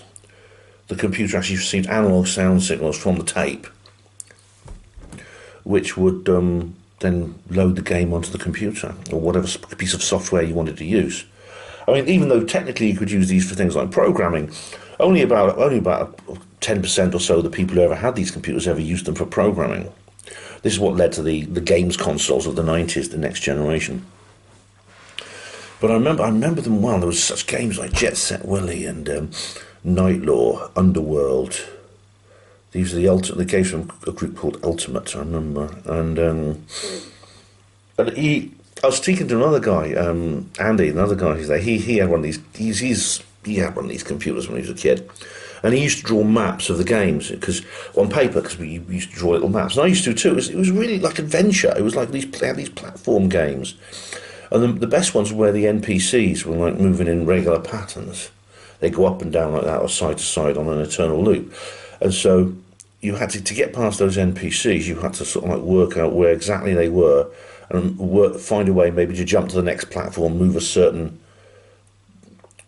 length along at the exact right time. You have to jump to the next platform, things like that. And working these things out was amazing. It was like solving a puzzle, and I felt so good when I did it. And you could save the game onto a tape. You could like get a blank tape and save the game like that way. It was really good. I remember there was loads of pirate games. We used to pirate the games, unfortunately. I mean, the idea of like piracy was a big thing back then, just like it is now. I remember I used to get these like big 2-hour cassette tapes with like 20 games on them, and my friends used to copy them. And I remember I had like about stacks of these cassette tapes. And it's funny though, because like there was a real culture associated with these computers, because some kids at the school had Commodores. The Commodore 64 was like very similar to the Spectrum, except it had a different. You had to use separate software for it. It had its own language and things like that. And there was also like magazines. Like there was Spectrum users had a magazine called Crash, and Commodore users had a magazine called Zap. And they were both from the same publisher, but they were for different users of the computers. There was a bit of a class divide as well, because I remember most of the sort of like working class kids had like Spectrums and Commodores, and the posh kids, the middle class children, they had BBC computers, these much bigger BBC Model A, Model B computers. And I remember one of these kids was called Joseph, and he invited me around to his house once, and he had this big sort of grand house by most people's standards. And inside it, he had Usenet, and he showed me how to get online. And Usenet is like a precursor of the World Wide Web. It's so primitive by today's standards. There was like you had to like get a telephone handset and put it into this machine, and then you couldn't use the phone at the same time, and you had to have a separate phone line, and then you get onto Usenet, and there'd be like these bulletin boards would come up, and they'd just be text and maybe a couple of pictures, and each page would take about 2 minutes to load, but you'd have like all kinds of things on it, and he would explain how he was talking to this guy from Germany and things like this, and it was amazing. I was wowed away by this. I thought, wow, blimey. I mean, this is like internet minus 20, but it was just, for me as a little kid, it was incredible. I'm going kind of off topic here, but I'm just explaining that, you see, for Bob, having a computer like that was in a sense, it allowed him an interactive way to enter another world, and it did the same for me. Indeed, there was a game called Tiernan Og. I never played it myself, but there was a game called Tiernan Og. And he played that as well, and he used to play that, and of course Tiernan Og based on the ancient Irish mythology. It was good fun kind of thing in those days. We were the first. My generation was the first to be raised on computer games, and I'll never forget those games. Never forget them. You could probably get them actually on retro packs. You can play them on a modern PC. You may even get them online. So it's pretty clear that this quest for other worlds, this desire to enter other worlds, which are either very utopian, much better than the world you're in now, as a fantasy, a way to escape, You know, and indeed this is maybe how some of this mythology emerged. In the Middle Ages there were all kinds of fantasies about other worlds, because life in the Middle Ages was so hard compared to what it is today. And even sort of in the early modern era, look at the Leeds Dripping situation, which Steve was talking about. And this Leeds, if someone, you can get a month's hard labour for nicking a little bit of dripping. I mean, these were hard, these were difficult times by today's standards. This was a lifestyle that people in the modern world can hardly imagine. It's extraordinary. And you can see how fantasies like this emerged. If you're a peasant on some farm in Russia and you spend 18 hours a day like tilling the soil, you know, it's easy to, but you have a brain and an imagination as good as anyone else. Wouldn't you come up with some kind of idea of a magical land beyond the horizon, somewhere over the rainbow, in the back of a wardrobe, a magic torch? Really, I think he's Bob. I mean, I don't know if I could pick the best speaker, but he's certainly, if I had to pick a best speaker of this conference, I haven't seen any of the Sunday ones, by the way. This is Sunday morning, but wow. He's probably maybe the best one on the Saturday. Brilliant, very, very good. But I suppose, again, I was left dissatisfied in the same way I was with Mark Newbrook, because he sort of stopped at a certain point. Same with Matteo Barini. He's the same. He also left his talk unfinished, because he left it at a certain point. He stopped at a certain point and said, kind of, well, that's it now. He stopped and said, I'm now going to not go any further. It's all about his own experience, because he didn't really go into the idea of real interdimensional portals, which I was hoping he would, and he didn't quite get that far. He didn't quite get into that. Maybe he didn't have time, or maybe that wasn't, excuse me, that wasn't the particular remit he wanted at that point. Still very, very good, very good discussion indeed. So excellent from Bob Fischer. Then of course came Mark Newbrook, and then after that was Glenn Vaudrey. Now Glenn, of course, is the organiser of this particular conference, yeah, I thought you talked about the Risley Silver Man. I remember. I wonder what he was going to talk about this time. And he actually talked about the same thing, or a similar thing that Richard Wright talked about. I mentioned Richard Wright, and then he said he was actually inspired to do this because of the interview I did with Richard, and he thought he actually listened to that, and that inspired him to start looking into this. And this is In Search of Atland. Now, if you listen to Panmo Radio, and indeed also basically Richard did a talk, if you remember, at Truth Seekers Northeast, which I recorded on one of my Truth Seekers Northeast videos. He talked about Doggerland. Now, this is a real place. Doggerland was a real place, and this includes the area commonly known as Atland. Doggerland was a huge. It was about 300. It was huge, about 300,000 to 400,000 square miles of land, which just disappeared. And I didn't go into some time vortex. It disappeared under the rising sea levels in around about the 10th millennium BC. And if you want to know where it is, well, it's underneath basically what we call the North Sea. What we call the North Sea, and the sea that I've used to travel over to get to my family in the Netherlands. Now, the North Sea is very big. It's very extensive. It's, like I said, it's about almost altogether. It's almost 500,000 square miles, but it's shallow for the most part. The southern part of it, certainly between Britain and the Netherlands, is very shallow. It's maybe 200 to 300 feet. And that was all land. That was all low-lying land in the Ice Age, and it wasn't icy either. It was actually quite temperate, and it was a pleasant piece of real estate in those days, and people lived there.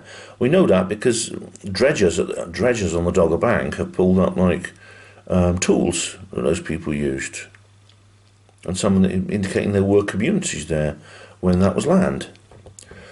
And Britain at that time wasn't an island. It was actually just the Western Highlands of the whole area of this northwestern European peninsula.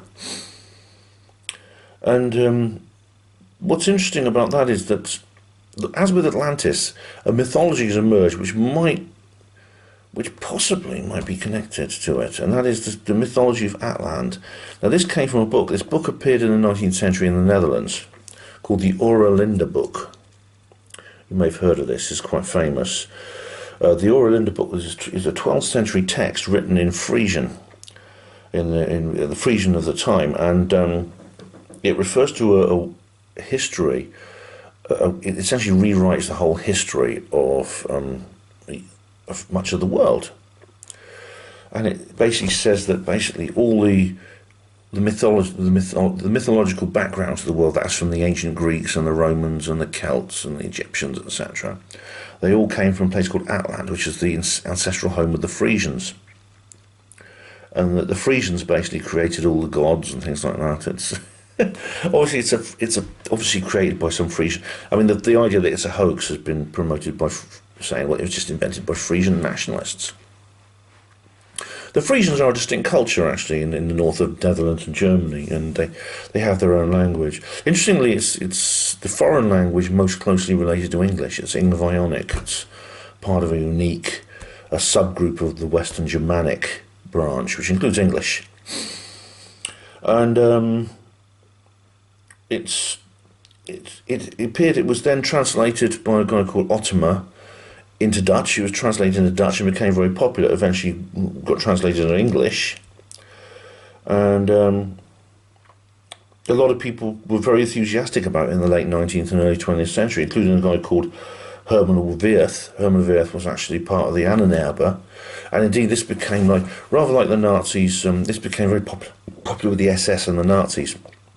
It was called Himmler's Bible or something. Heinrich Himmler loved it, because maybe it fitted in with their own vision of the past. I mean, the Nazis were obsessed with discovering what they thought was a lost past. This is why they went to Tibet and to the south of France looking for the Holy Grail and for the Ark of the Covenant and things like that. And if you've not seen the first Indiana Jones movie, Raiders of the Lost Ark, please do, because it's so good. It's definitely the best of the franchise. It's about that. It's about that very thing. And it became popular in the United States as well. There's something called Atlantis magazine, which in the 1920s, and that was very popular. And what really, as Richard explained, what really popularised this idea of the Oerlinda book was actually something. It was another book. It's this book by Roger Scruton, which I've read actually. It's and he tries to attach it to ancient megalithic culture and things like that, and all kinds of the idea of that we've been lied to about our past, which I accept. I really, really do. And for example, Scruton tries to. He believes that there are these sort of stone figurines that were found in Eastern Europe, in the Balkans, and he said that these were Atland, they were from Atland. So it's very similar mythology to Atlantis. These are all Frisian Atland things, and that the Frisians are the original European people and things like this. I mean, the Nazis weren't 100% with this, but basically because Wirth was a Dutchman, he wasn't German, because the Nazis believed that the Germans were the master race and things like this. So Wirth had that little black mark against him, but it was still a very sort of it was still sort of like captured the imagination of Hitler and the people of Germany at that time. Funnily enough, Alexander Dugin is really into the Oerlinda book, and I didn't know this. I mean, Dugin is a Russian figure. He's labelled as part of the far right, but then that's a bit of a kind of like a very common and rather cliched kind of like smear. I think it's unfair to call him part of the far right. It indicates he's some kind of jackboot wielding hater. He's not. He's not. He's actually very influential on the Putin the Putin administration. Dugin. I brought him up in my debate with Bowler Hatman, I remember. But he believes the Oerlinda. He likes the Oerlinda book. The thing is, though, the Oerlinda book has never been certified as genuine. It's the manuscript itself has never been subjected to the proper test to see if it really is ancient, and its authorship is unknown. And I think most academics believe it's a hoax.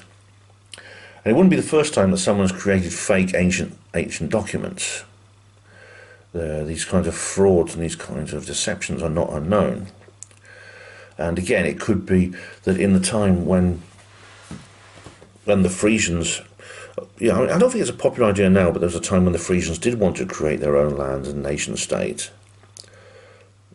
which they still have a lot of pride, and they're very much rather like the Welsh and the Scots in Britain.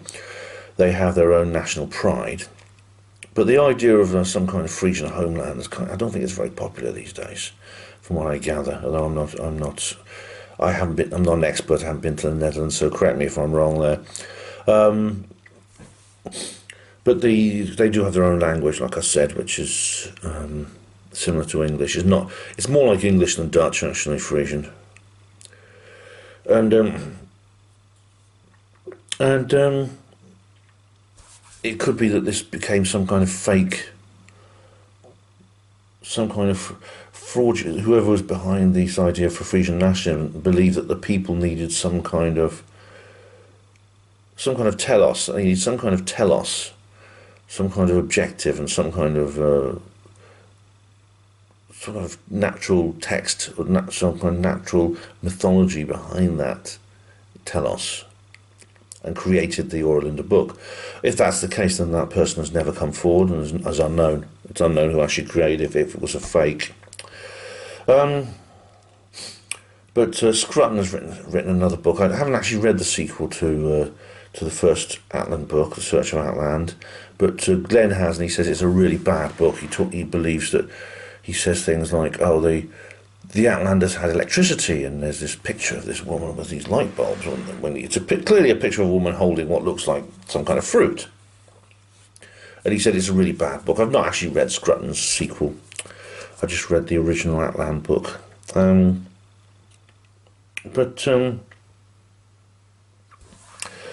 It's unfortunately at that point I received a text message from the others, and I had to leave and go and have dinner. So I missed the end of Glenn's talk.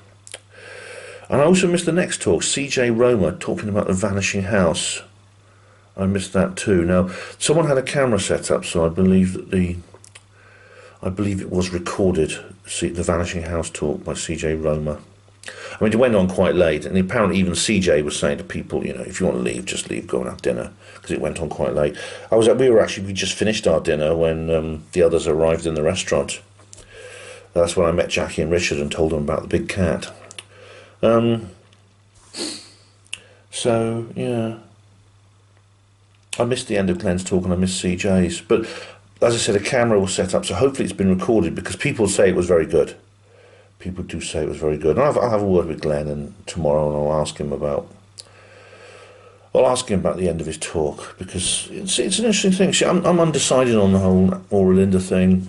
As I said, there's no proof that it was faked. But I don't believe I don't believe in the absence of proper certification and authorship and attribution. We should just assume it was fake. That's the kind of, again, that's the skeptics. That's the skeptics' hierarchy of likelihoods, which, as I've explained in my skeptic talk, it's a hierarchy of likelihoods that they tend to arrange in a very arbitrary way.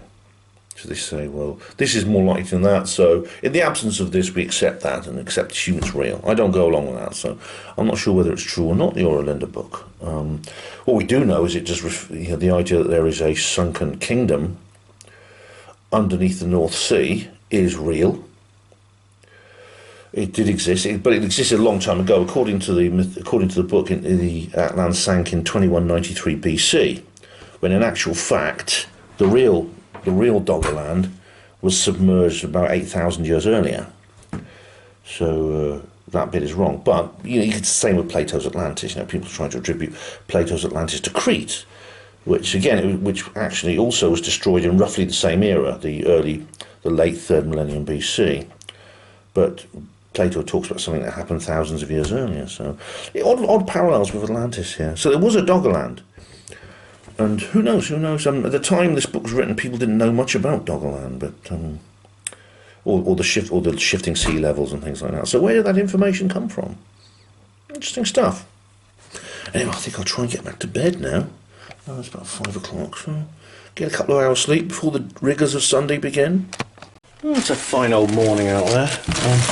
Still no rain, I'm glad to say. I sort of slept all right. You can tell by the bed's a bit tossed around. I did go back to sleep, but I've only very sort of like briefly, or very, very sort of shallow sleep. So I'll probably be dozing off in the usual place. I'll make sure I get a seat close to the back. All right, so breakfast time, I think.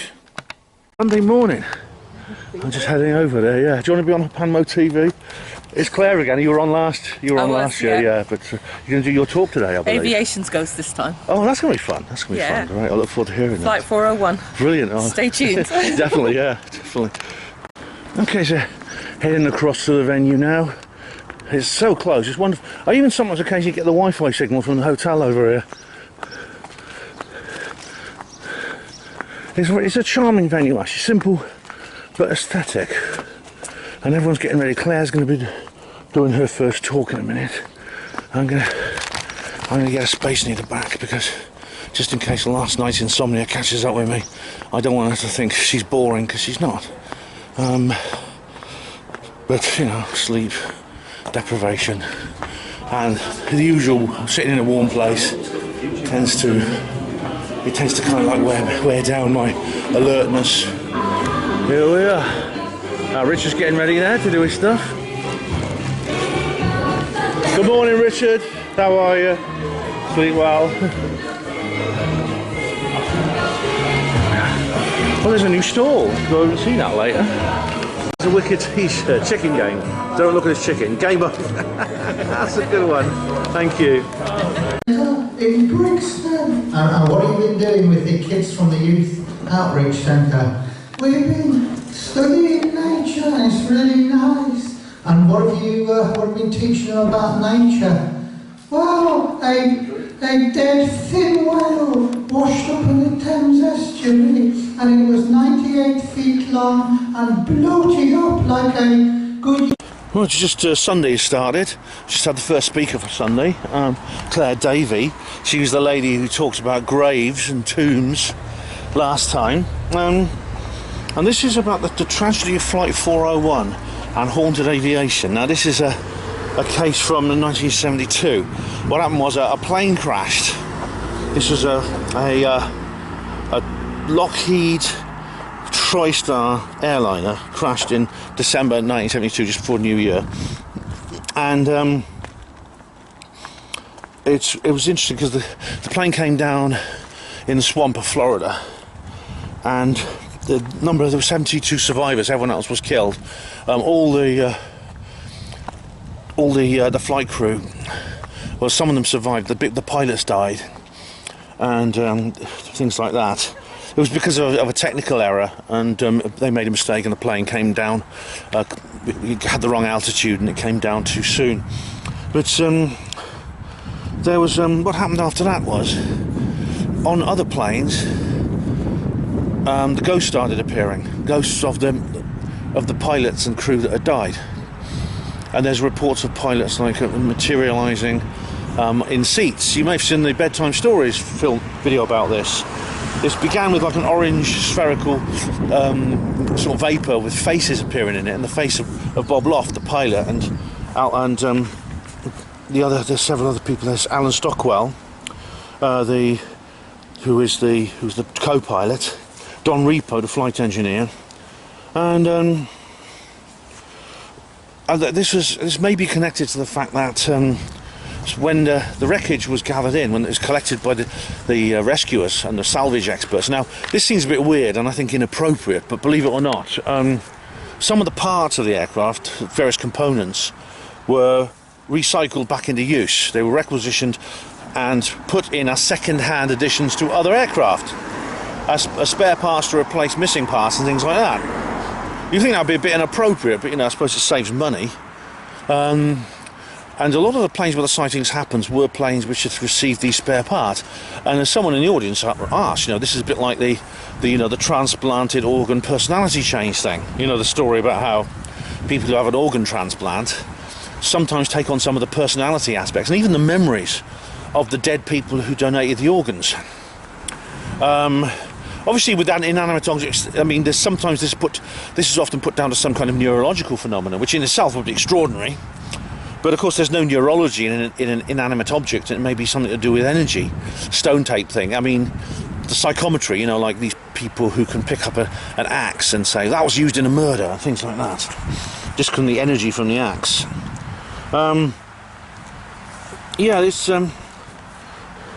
These apparitions, they just appeared, and there doesn't seem to be any malice around them, and they weren't just stone tape. I mean, they did interact. I mean, like someone would say, Bob, someone of the other pilots recognised him and said, Bob, you're supposed to be dead. And then the pilot turned and looked at him and things like that, and then disappeared, things like that. What happened was Eastern Airlines, the carrier, then banned all talk of ghosts among staff. They said you weren't allowed to talk among ghosts. What could happen if you mentioned ghosts? They had a rule. They said if you mention anything about ghost sightings on the planes, he said all crew, all staff, all air crew, and all other staff were banned from talking about ghosts. And if you mentioned a ghost, we could refer you to the staff psychologist, which usually means you get grounded. So. There's been several books. John Fuller wrote a book about this. John Fuller, who wrote An Interrupted Journey about the Betty and Barney Hill incident. Now, there was a question from the audience from a skeptic. We have a couple of skeptics here. You always get them at 14 events. And he said, Brian Dunning wrote an article about this in Skeptic magazine. And, it was all crap. And they couldn't find anyone who would speak out about it. And the other fellow witnesses.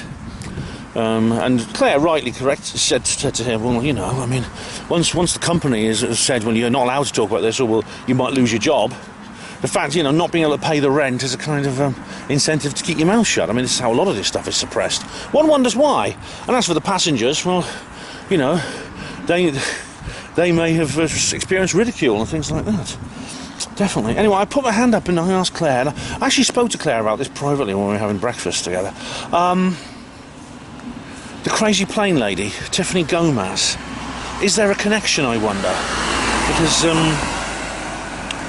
Because Tiffany, this lady, the crazy, she pointed at someone. I'm telling you right now, that motherfucker sitting there is not real.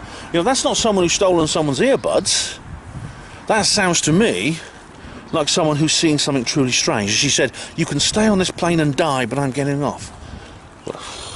I've done an entire video on the crazy plane lady, and the question is, what did she see? I mean, she's not talking. She's not talking about it.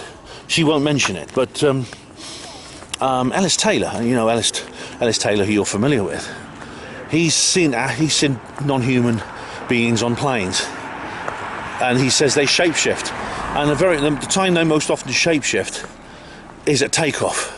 Just before takeoff, they'll suddenly assume reptilian or other forms of other non-human forms. Yeah, very strange, very weird. Anyway, that was interesting talk by Claire Davey, though, about ghosts and aviation.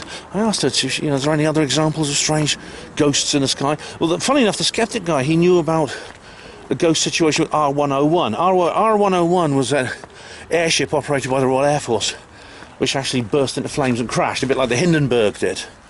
And there were stories about radio messages coming from the airship and members of the crew, and those crew were dead, and obviously the airship had crashed. So this may be a common recurring thing. Interesting. Anyway, time for the next speaker soon. Mysterious Earth Conference, and this is Neil MacDonald's book. Do you want to be on Hapanwo TV? Because you've been on before. Have I? Yeah. Hapanwo TV. Oh, right, hi, yeah. Is that right? Yeah, absolutely. This is Neil MacDonald. Hi there. Yeah, you know him from the stall in Probe. He's here now, and there's all these books here, and I'll show you that flyer later because I've taken one. But this is a bit like this is about the Rennes le Chateau mystery, which is still ongoing. It's still going. That's the updated. That's the answer to the Rennes le Chateau mystery. Oh, right. Myself and Thomas. Oh, wicked! Oh, brilliant. Then Provincial Saunier, the man who had the secret, and wicked. And This is you co-authored several books with Thomas. Yeah, these three. This is good. Atlantis. Oh, Atlantis, Empire Lost and Found. Oh my god! I've got to get one of these. I have to think about which one I'm going to get. Oh, brilliant! But the 20 Neil's Megalithic tours. Oh, that's amazing, isn't it? Yeah, and that's the tower around the chateau. It is, yeah. That's just brilliant. Yeah, you may think that's in the church. It's also a picture of a devil in a church, but it does. It's really weird. That there is Montsegur, where the Cathars were. Yeah. It's kind of gone out of fashion a little bit, but I'm still interested in around the chateau mystery. I really am. Yeah, I've been fascinated for so many, over 20 years now. And I don't know. Well, of course we've been there, haven't we? But except we didn't see any. We didn't see any of the megaliths, but we did go to the Isle of Man. Brilliant stuff. Republic of the Congo, Malta, Paraguay, Botswana, and New Zealand. Sun has come out, yeah. Rob Gandy has just done his talk. He's a regular at this event, and he's doing a talk about this, the Ruskington Horror. Now, this is in Lincolnshire, a place which seems to be very spooky and ufological. Luckily, I'm going there in a couple of weeks to do a talk for the Mablethorpe group, by the way. I'll film that, just don't worry about that. But this is about people experiencing strange phenomena on a particular road near a place called Ruskington in Lincolnshire. And what's strange about it is this was covered in the mainstream media on the Richard and Judy show, of all things. Yes, I know. It's not my favourite programme in the world. Well, as soon as I'm a working man, I don't get to see it very often anyway. That's for lazy bastards and school kids. Hey, Glenn.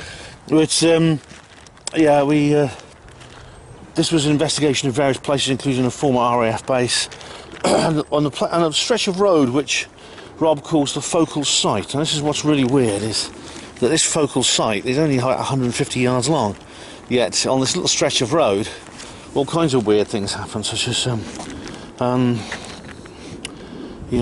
face. It's this weird, it reminds you of the Omega Factor, that really scary TV series from the 70s. If you haven't seen it, it's on YouTube if you want to see it. And there's like this face comes out, this guy out, and when he's driving along, this face appears in the air in front of the car. Very spooky. And there's all kinds of phantom hitchhikers, people, strange apparitions at the side of the road.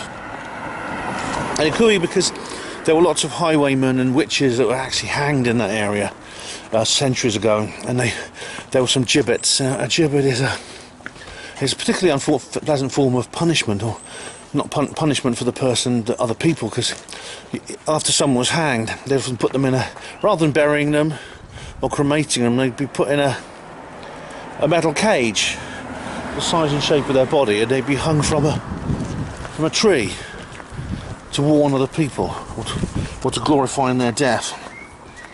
And there was this guy called Charlie Connolly. He was driving along and he saw this couple walking along the A15 road on that stretch in the middle of the road, and he thinks there's something a bit spooky about them. We're going to go to the red line. I think others are coming along, and there's this goblin. This guy claims he saw a goblin running along the side of the road. Now, he has, really interestingly, he has some dash cam footage of it, but the problem is all you can see is a couple of little blobs. It's very unclear, it's very poor quality, it's probably 90s dash cam sort of thing. Not very good.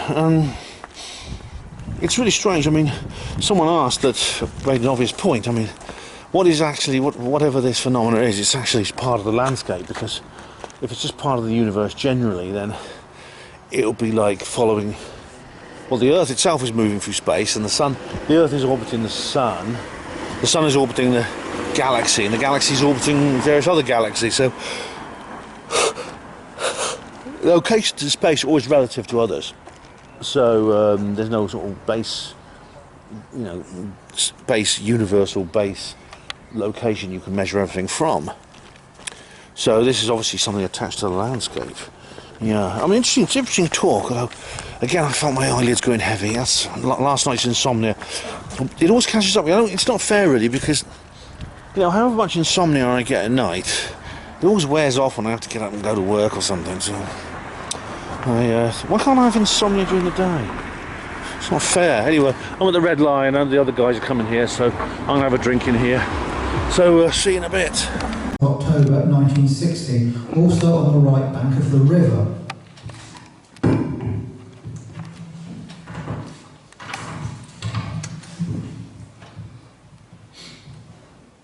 Around 3 a.m, Shokei woke up with a sense of alarm and woke Kazakov. They looked outside. Well, it's unfortunately we're a little bit late getting back from the pub because I was in the Red Lion with Andy and Nathan and what's his name? Dan. Sorry, Dan, I forgot your name. Dear me, what an insult. So we were a bit late getting back to Richard's talk, but I did see most of it. It was very interesting. He was talking about Tajikistan, this Central Asian Republic. It used to be part of the Soviet Union, and before that the Russian Empire. Quite interesting, because it's full of very, very high mountains, it's very remote, there's lots of areas. Now, a lot of it's been developed since the days of the early explorers. That Richard was referring to several previous explorers, such as a Russian guy called Boris Proshnev. And the CFZ have just republished an old book that he wrote a long time ago. It's out of print. They just republished it under the name Soviet Sasquatch. And as the name suggests, oh, look at it. It's just outside the pub, we've got these huge fields. It's really remote, and it's like an little village in the middle of nowhere. There are several legendary cryptids in Tajikistan. Well, there's something almost certainly still exists called the Caspian tiger. That actually was an extant species that became extinct. But Richard, like the thylacine, Richard believes that this thing is probably still alive, and he says that it's quite commonly known among the people in the area that this thing certainly still exists. But there's another more bizarre, rather more outlandish creature called a gull. Not a seagull, a gull or gull. And this is basically a Bigfoot-like creature, or similar to the Russian almasty. Upright hominid, hairy, very hairy, like a upright ape. Known as the hairy wild man who throws stones. And apparently they've been hunted by the local people, and they make their bodies into medicine and things like that. The place has already been. I'm looking at here. Yeah, there's been expeditions before, like going back to the 1960s when this Russian guy went there, and it's been developed a lot since then. There are power stations in the areas where these used to be remote, and unfortunately a lot of people have been dropping litter, which Richard found very annoying, and I would too. This probably means the gull has retreated further into more remote areas, and Richard hopes to go back to Tajikistan to go into these more remote areas. But there's been loads of witness reports, footprints. Someone saw a family of gulls one day, and amazingly, he referred to another area. I can't remember which it was, because unfortunately I was getting the drowsies again. I can't help it. And there's reports that some humans in some areas have hominid DNA in them, indicating there's been some hybridization with hominids that are unknown to science. Now, this is not the gull. This is referring to, say, Neanderthal-like creatures, because they must be very close. In order for the species to be fertile together to create hybrids, they must be very closely related. The way a horse and a donkey can create a mule if they mate, things like that. There are also giant eels in the area. In fact, Fischer found there was these. It's similar to the ones that you find in Britain. These eunuch eels, which may well be the Loch Ness monster, according to CFZ. There may be some there as well. There's also the possibility. Richard is currently looking for old photographs in France, because he believes that some people may have photographed a gull, gone home, taken the photograph home. It's probably sitting in someone's family album, and they don't realise how important it is to cryptozoological science. So yeah, he's an amazing chap. I mean, he's incredible. He moans about camping, but then like he did on the Isle of Man. But he keeps going to these places where tents are the only available accommodation. It's crazy. He also he also eats food that he feels ill because they eat strange food in this area, and sometimes they get ill. But he's unstoppable. He's irrepressible. So look forward to hearing about his next expedition. I'm going to go back. It's Nathan next, talking about the Hollow Earth. All right, we just had Nathan Jackson doing a very interesting talk. Nathan he's a regular. He did a talk last year about giant bears, and this one is about the flat. Not the flat Earth. It's almost habitual to say flat Earth, isn't it? Hollow Earth. Don't get those mixed up, Ben. Yeah, he did about the Hollow Earth. Now you may know from if you've been following me for a very long time, you may know that this is an idea I kind of almost accepted. I mean, they say the mark of an educated mind is to entertain an idea without necessarily accepting it, and that's me in the Hollow Earth for certain. I did really take it seriously for a while. I don't anymore, but I did for a while. Well, this is interesting because the idea of the Hollow Earth, I mean, he says correctly, and contrary to popular belief, the idea of the flat Earth is actually very recent. It's not, people say the people used to believe the Earth was flat. Well, there's always been people who believe the Earth is flat, but it's never been generally accepted as the complete norm in the way that the round Earth is today, ever in history, to our knowledge. Hollow Earth is different. Well, the idea of not necessarily the Earth is hollow, but there are large subterranean cavities in the Earth in which the very, very interesting things happen, and there's complex things existing. It goes back, and the mythology all over the world talks about it. We've already heard from Bob Fischer about the Celtic mythology of Tir na Nog, which can be accessed through the cave, and indeed the cave where the cave where you can supposedly reach Tir na Nog, it actually exists. It's a druid cave. It's in County Down, Northern Ireland, and you can go and see it if you want. But people who go into it end up a bit disappointed because you don't come out in Tir na Nog, unfortunately. Well, not anymore. Maybe it's just like it closed off at some point. There's the kobolds. Now the kobolds are creatures that are often found in subterranean. These are from Scandinavia or from Eastern Europe. Excuse me. But the idea of the little people, little dwarves and things, can be found everywhere in mythology. The kobolds are from Eastern Europe. Now, I didn't know this, but there's an English myth of creatures in caves and in mines, and in fact miners used to encounter them all the time, and they were called the knockers. Yeah, I know. It doesn't just mean tits, for those of you thinking in those terms. It means creatures that actually can be found in mines. But as Nathan said, when Thatcher shut the mines down, what do they do now? Probably harass the Spelunkers. You can find it in the Amerindian mythology, in Mexico, in India. There's a myth in India of a cave where there's a creature that looks like a cobra that has 1,000 heads, and there's a whole story about some people who become the prisoner of this monster and have to be rescued by the hero. This is everywhere. You find this all over. This is like universal mythology. And when you think about universal mythology, whenever it happens, it's like the Ice Age and the ice caps melting and the flood myths. The rule is whenever you have universal mythology, it's usually based on some reality, some objective reality. Now,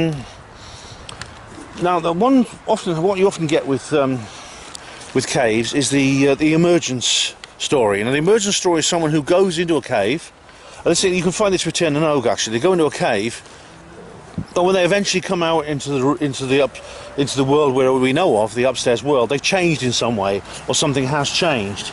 Or it's even in a creation kind of way. For example, in parts of Africa, there's a mythology that the creator god of the San people of southern Africa, they have something called Kang. This god called Kang, who created humans as cave-dwelling beings.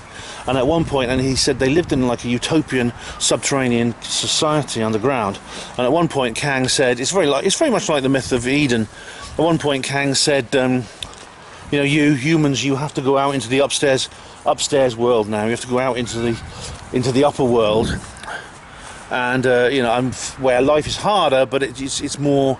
You can learn more, you can evolve, and things like that. And so he let them out, and along with this he said, you can do anything you like, but there's one thing one command: do not abuse the use of fire. Do not use fire for destructive purposes. And the human said, okay, Kang, we'll do that. The moment Kang's back's turned, of course, what do humans do? You know, so again, it's very interesting, similar to the story of the Bible. And of course, there are caves in the Bible as well, in the Torah and the Quran, and of course in Brazil, New Guinea. And there's the Green Children of Woolpit, who apparently come out of a cave. Now Duncan Lunan has talked about that, and I've interviewed Duncan Lunan. Interesting, very interesting chap indeed. And of course, in the modern era, there's been research into it, and of course, you may have seen my videos where I interviewed Jack. Well, I didn't interview him on the video, but I made the videos about when I did interview him back in 2006. This was before I started Panwo. I was just a forum sort of like meddler in those days. I think it may have been talking to him that one of the things that encouraged me to start Panwo. One of the things. The main thing, of course, was my daughter's fingerprinting. But he said that he was involved in a war to oust the Nazis from Antarctica, and indeed Operation High Jump, which was supposedly an exploration mission, but there was a massive naval task force led by Commander Richard Byrd and Jack Forrestal and several others, Cruz and Nimitz, etc. Yeah, these were not what they appear to be. But of course, the reason I bring this up is Byrd. There's a legend that Byrd found the entrance to a hollow earth. Now, I don't think he did. I think he might have experienced some kind of interdimensional shift. But it all gets crazy because he meets these Haunabu craft with swastikas on them, and he's taken to Agartha, and it gets a bit weird. I don't think that actually happened. There's the legend of hell is always supposedly underground, isn't it, in Judeo-Christian mythology?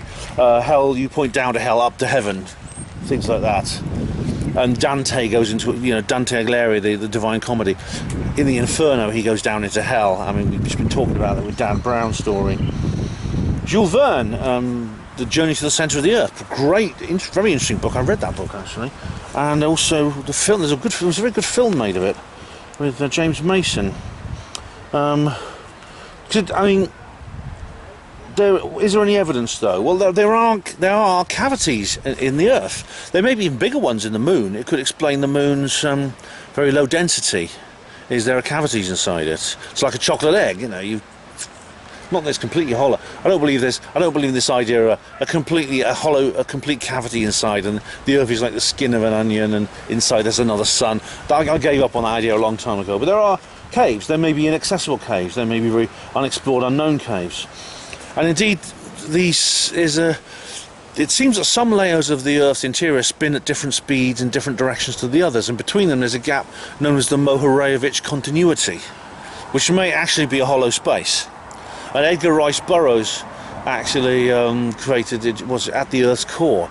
I've not read that book, but there's a brilliant film with Doug McClure made of that. It's a very, very good film, where there's this whole lost world underground. And of course there's water under the Earth. I mean, amazingly, there is water. Most of it's in chemical suspension. I mean, there are aquifers, of course, which are essentially underground lakes. Some of those are very big. They are quite shallow depths though. Usually find aquifers maybe a few hundred feet down, but there's much deeper water, several in the Earth's mantle. There's much deeper water. It's actually water held in chemical suspension, or it's held in chemical bonds, or in like in compounds, chemical compounds, or in suspension. It's not like a underground sea or anything like that. But the amount of water down there is probably it's 3 times greater than all the oceans of the Earth. And maybe, as Nathan said, maybe microbes come from there. Because microbes, you see, maybe all of life on Earth comes from these subterranean microbes when the Earth's surface was being pounded in the ancient days. And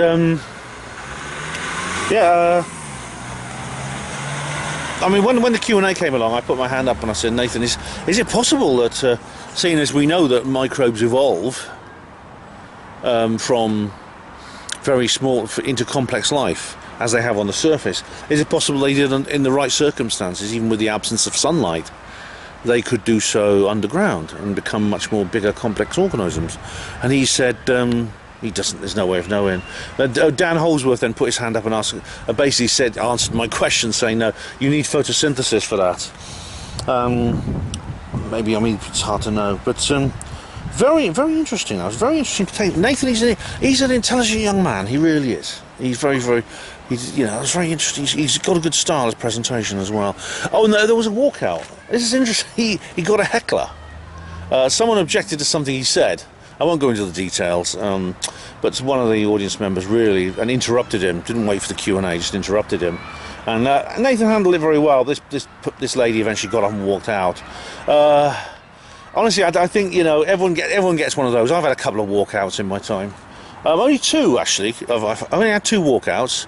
The first one was in Birmingham when I did the zombies talk. Someone just stood up at the beginning and says, "I don't want to hear about zombies, thank you," and just walked out. But those of you who listen to Panama Radio, and unfortunately I didn't film this, I wish I had. There is a video of it. It's actually on Rumble. It's Truth Seekers Teesside. There's several different copies of it going around. It's a bit complicated. It's a bit difficult to find because it's in several different parts, and one of them's on one channel, one of them's on another. You know, but I have sort of compiled them into a Hapanwo. If you've got a Hapanwo voice, there is a video of this. I've compiled it into like a list, like a catalogue of about 5 different videos on different channels on Rumble where you can watch that talk. But the audio is available on Hapanwo Radio on a single block. I recorded it. I did an audio recording of it. But yeah, I had a heckler. But to be fair, he waited for the Q&A, but then he started mouthing off at me, and I think he was a bit drunk or on drugs or something. But those of you who were there will know this, you'll remember it, and indeed you can watch the video of this, but or listen to the audio. But the guy kept saying this and the other, and you should do this, and you should, and what about this? And he bombarded me with like a stream of different points and questions, and I was trying to answer them, and every time I tried to answer them, he interrupted me with another point or another question. And in the end I said, "Sir, I'm moving on now." And he said, "Don't you call me fucking sir, I'm fucking bastard," and he walked out. So Nathan is not alone there. Every presenter gets a heckler. They get hecklers and they get walkouts. Nothing to be ashamed of. In fact, it's an initiation. It's a badge of honour. So Nathan, if you're watching this, mate, don't worry about it. You handled it very well. You kept your cool. That's the thing. Don't show fear. Never show fear to them. Never show. Just keep talking. I mean, engage with them if you want to, or just take the piss out of them. Either of those will do. So very good talk by Nathan. Yeah, and then CJ Roma come up and he said there's going to be the ASAP conference in September or the end of August, and of course there's going to be another conference at Lytham St Anne's. I'll say more about that later when we get onto the souvenirs. Our team has just won the quiz. I'll tell you more later. Right, well, yes, you may have just seen that we won the quiz. Yeah, we won the quiz, our team. Yeah, there was a quiz. There was like 2 teams of 3, questions on UFOs, ghosts, and cryptozoology. Believe it or not, I couldn't get any of the UFO ones. I knew a couple of they're very tough, actually. Richard showed some quite obscure references, and I only, I got some of them. Honestly, Nathan and Steve were the kind of like brain boxes in this quiz. That's definitely. Steve got a couple of the UFO ones. For example, one of the questions is one I really should have known because I've just been reading his book. I haven't got to that bit yet. Alan Godfrey, what animal did he see during his abduction? The answer was a large black dog. I should have got that and didn't. We're coming up near the cemetery, actually, where we were last time. Do you remember the cemetery we visited last year? So yeah, what did you win, Ben? I'll show you later. I'll show you exactly what I won later. I'll walk up here, which is nice. Look, is this an interdimensional portal path? Looks like one. What did you win, Ben? Right. Well, I'll show you later. In fact, well, I'm sure at the time I'm filming it, you know, everyone will know about it by now. What I won, but when you see what the prize was, and each one of us got a copy of it, you'll think, Ben, what did you do to win that? Anyway, good news. I don't know exactly what's going on here, but you know, I went as I was leaving we were coming out for a little break again, and I saw Nathan talking to the heckler, and they were having what looks like a quite amiable conversation. So it looks like, my guess is she's apologised to him, and they've come to some kind of resolution of the conflict, which is good. That's what I want to see, and I'm glad that they've made amends. So yeah, I'm going to head back now. There's only a short break, so I better get back now. And then there's just one more speech for this conference, and then that's the end of it for another year. Which is sad. Sky Sport. Whenever Sky Sport, he pays for his own hotel. He stays in Newcastle, so he's not staying here. Well, the conference is over. Well, to be honest, I've left a few minutes early because I've just got to answer a text, just make a quick phone call for home. But yeah, it's all over. I'll say more about the final speaker in a minute. I've just got to make a phone call. Well, let's try and get myself sorry. That's it. It's the contrasting problem. Final speaker was Andrew Ross. Now he's the same final speaker as last time. I think he does these things. He kind of does a regular final slot here, and his talk was pretty interesting. Although I sort of like drifting off a little bit by then. But he was basically talking about mistaken ghosts, pranks, and spooky challenges. And he's got this very strong, thick accent. I know Geordie is the wrong word because he's from Durham, not Newcastle. But he has a big, strong northeastern accent, a bit hard to follow. But he does a ghost tour in Durham. You can go on it, and he's also investigators. And he talks about something from his family, Uncle Billy's ghost story. Now, there's this spooky lane to this pub, and his Uncle Billy was walking along there, and he saw a figure in white that scared him. But it turned out it was just a bed sheet stuck to some trees, and he was just too drunk, so he didn't really understand it. But he decided to play a prank by like hanging it on a stick and like walking along with it to scare the other drinkers. There's a place called Burnhope Church where there's more sort of edge ghosts, but there was like some pranks played. In Shincliffe there's a legend of demons that attack cattle with flint, bows and arrows. But someone set up a fake ghost there, and it was quite elaborate actually. They used a tin can with holes in to make noise, of woo sort of noise, and they had a little piece of string on a pulley supporting a white sheet. Very, very strange that, yeah. But there were 4 lads from the village did it, but they were never prosecuted, but they were sort of reprimanded. At Crook Hall there's allegedly a white lady, and someone was really scared because they thought they saw a ghost in a prison cell in this old museum. Turns out he's just a dummy made to look like a prisoner. Andrew Mills, a serial killer. Now he's killed some children. He was hung in a gibbet, alive. Usually people are put in gibbets when they're dead, but they put him in there alive as special punishment, and he sort of starved to death. There's a ritual actually, because there's a stone which is his grave, and if you run around it anti-clockwise 13 times, all very satanic, and if you do that, it's a bit like the Candy Man, say his name. He will come back. He will actually return to select another victim. So please don't do it. I mean, it's probably bollocks, but it's all the same. You don't want to risk it. So yeah, I was the final speaker, and then they had the raffle. I've left before the end. I've got to just, but I had to make a phone call. I don't like ends of conferences as well. I mean, they're depressing. I'm going for a curry later, so I'll see the guys there, because I'll probably go back to the same place. Because, there's only 2 places you can really eat a meal in Rixton with Glazebrook. It's either the Black Swan or the Red Lion. That's it. You may have noticed, and some of you was probably shouting at the screen, your monitors, and going, "Hey, Ben, where's your jumper? You left the venue, you left the conference, you left behind your jumper." Well, I've got it now. I had to go back in there. Luckily Glenn and Kerry were still around. And they kept it at the side. They didn't know whose it was. So they sort of put it to one side. And they said, "Oh, it's yours, is it?" "Yeah." So I just went and got it, and I said thank you to them, because they've done a damn good job. I mean, really, Glenn, Kerry, and in fact everyone who helped organise this. I'll take my hats off to them.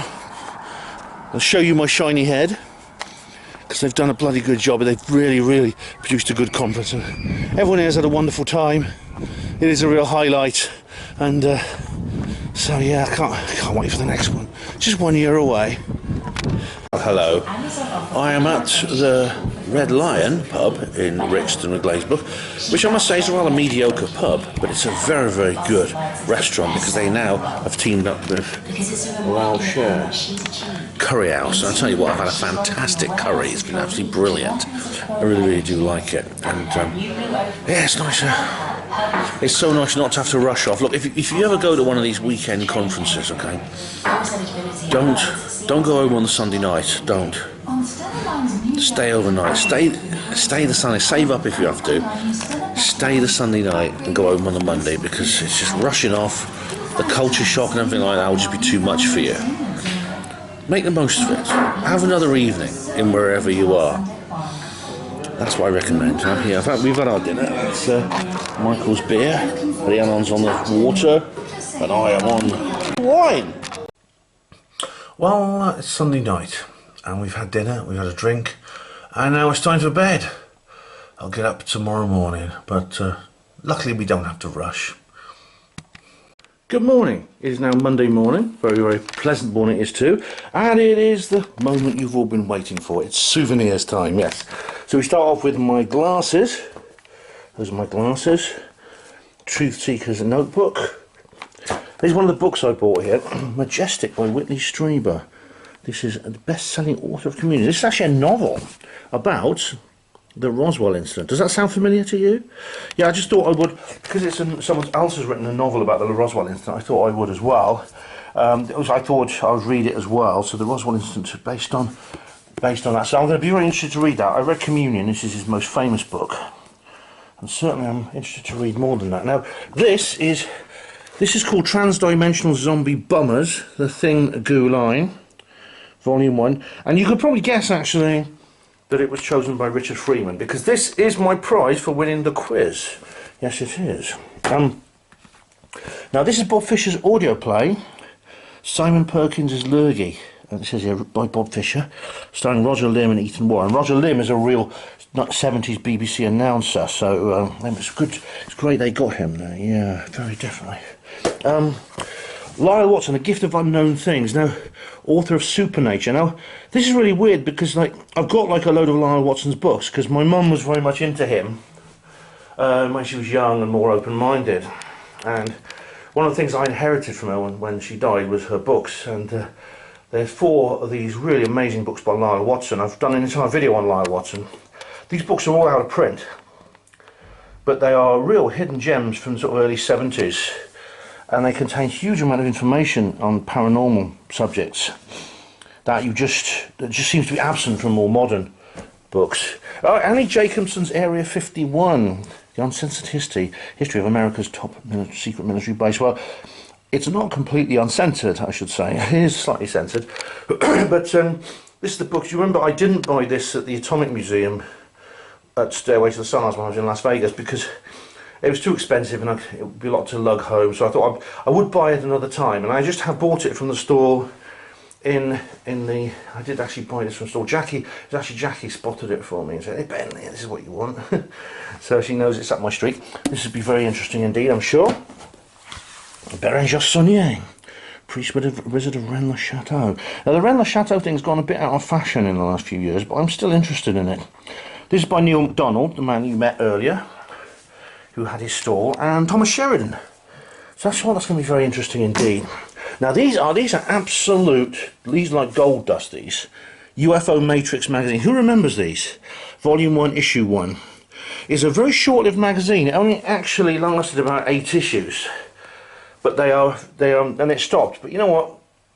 And this magazine takes a lot of stick from people, saying, because it's, you know, a lot of the backslappers are always slagging off this magazine, like they do many magazines. But I think it's bloody brilliant. I don't agree with everything in it, but it's got some great material. And here's another one here, see? MOD Files Nick Pope. Yes. It's not, well, nobody's perfect. Here we are, Area 51, Return to the Roswell Debris Site, yeah. This actually has Dave Hodrian's, when he got married at the Black Mailbox, somewhere. I don't know where, it's somewhere in this in the story of Dave Hodrian getting married. FT, you've seen these before. I'm still only halfway through that one. But then I've got to go on to this one, the Hive Mothman, yeah. So FT can't beat a bit of FT. Same with Nexus magazine. I tend to have a bit of backlog with magazines. What I do is I tend to read about a dozen of them every 6 months. Nexus and FT. You see here the Israel Guards conflict, war by deceptions, the reword, blah de blah, all these other things. The Mothman, yeah, that looks good. This is April-May 2024, it's the most recent one. Healing as voltage, yeah, looks interesting. There's all kinds of great stuff in this. You don't read Nexus, man, why not? Is UFO disclosure or deep state disinformation? Yeah, wicked. This looks really good, doesn't it? There's my ticket, number 29. Now these, I've got a whole load of these. These are Mysterious Earth conferences. I really, really want to go to this. It looks so good. And one of the reasons it looks so good is at the YMCA Lytham St Anne's. You know how sentimental I am about that particular location. I've got like a whole load of these which I'm going to give out. I'll give them out at Mablethorpe when I go there. I might even give them out of contacts in the desert. You never know. Some people might be travelling to the UK. This is a really old FT. This, look, number 73, and look, that is in Oxford. The shark sticking out the roof. It's quite famous. It's basically Bill Hino. He was a bit of a poser, actually. He just decided he would just put this shark here on the top of his roof just to get attention. People asked him what it was about, and he says, oh, I don't know. And you see, March 1994. Whoa! It is 30 years old. And this one, here's another one. Look at that. Looks good. The Martian Sphinx, number 65. October, November 1992, even older. Wicked, that is. That's my moisturiser. I always need that.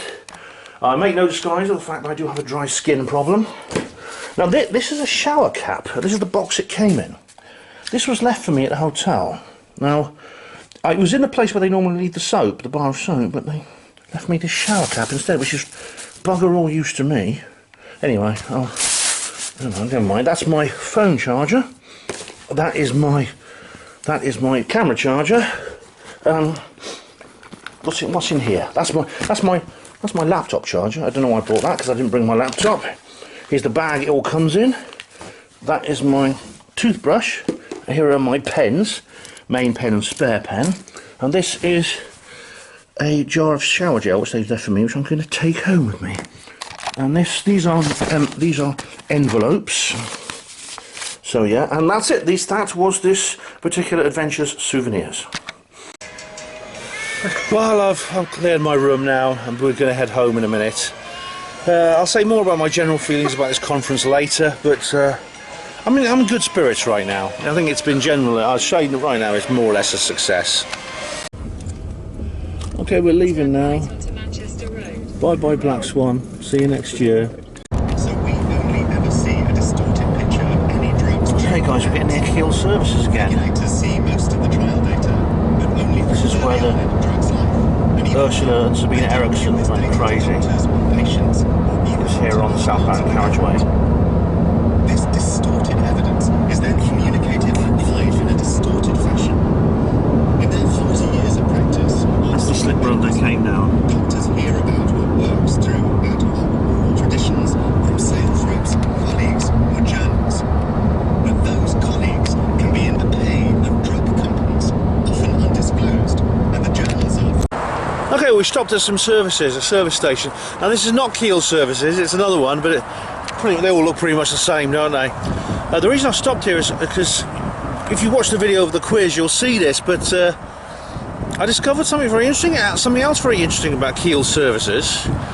Steve Jones in the quiz mentioned that there was a ghost in the toilet at Keel Services. You know he likes toilet ghosts. A bit odd because I've never heard of that before. Now I don't think there's any connection necessarily to the Eriksons, but it just seems strange. It seems strange that the two strange phenomena happen in the same place. Anyway, we're nearly home now. Okay, we're leaving the service station now for the last leg of the trip to Oxford. Leanne and Michael have to go on then to their home in Wales, so I appreciate them giving me a lift. When I was in the service station, I went into the shop to get a drink, and first, of course, I checked the newspaper stand. They did not have Nexus or 14 Times, unfortunately.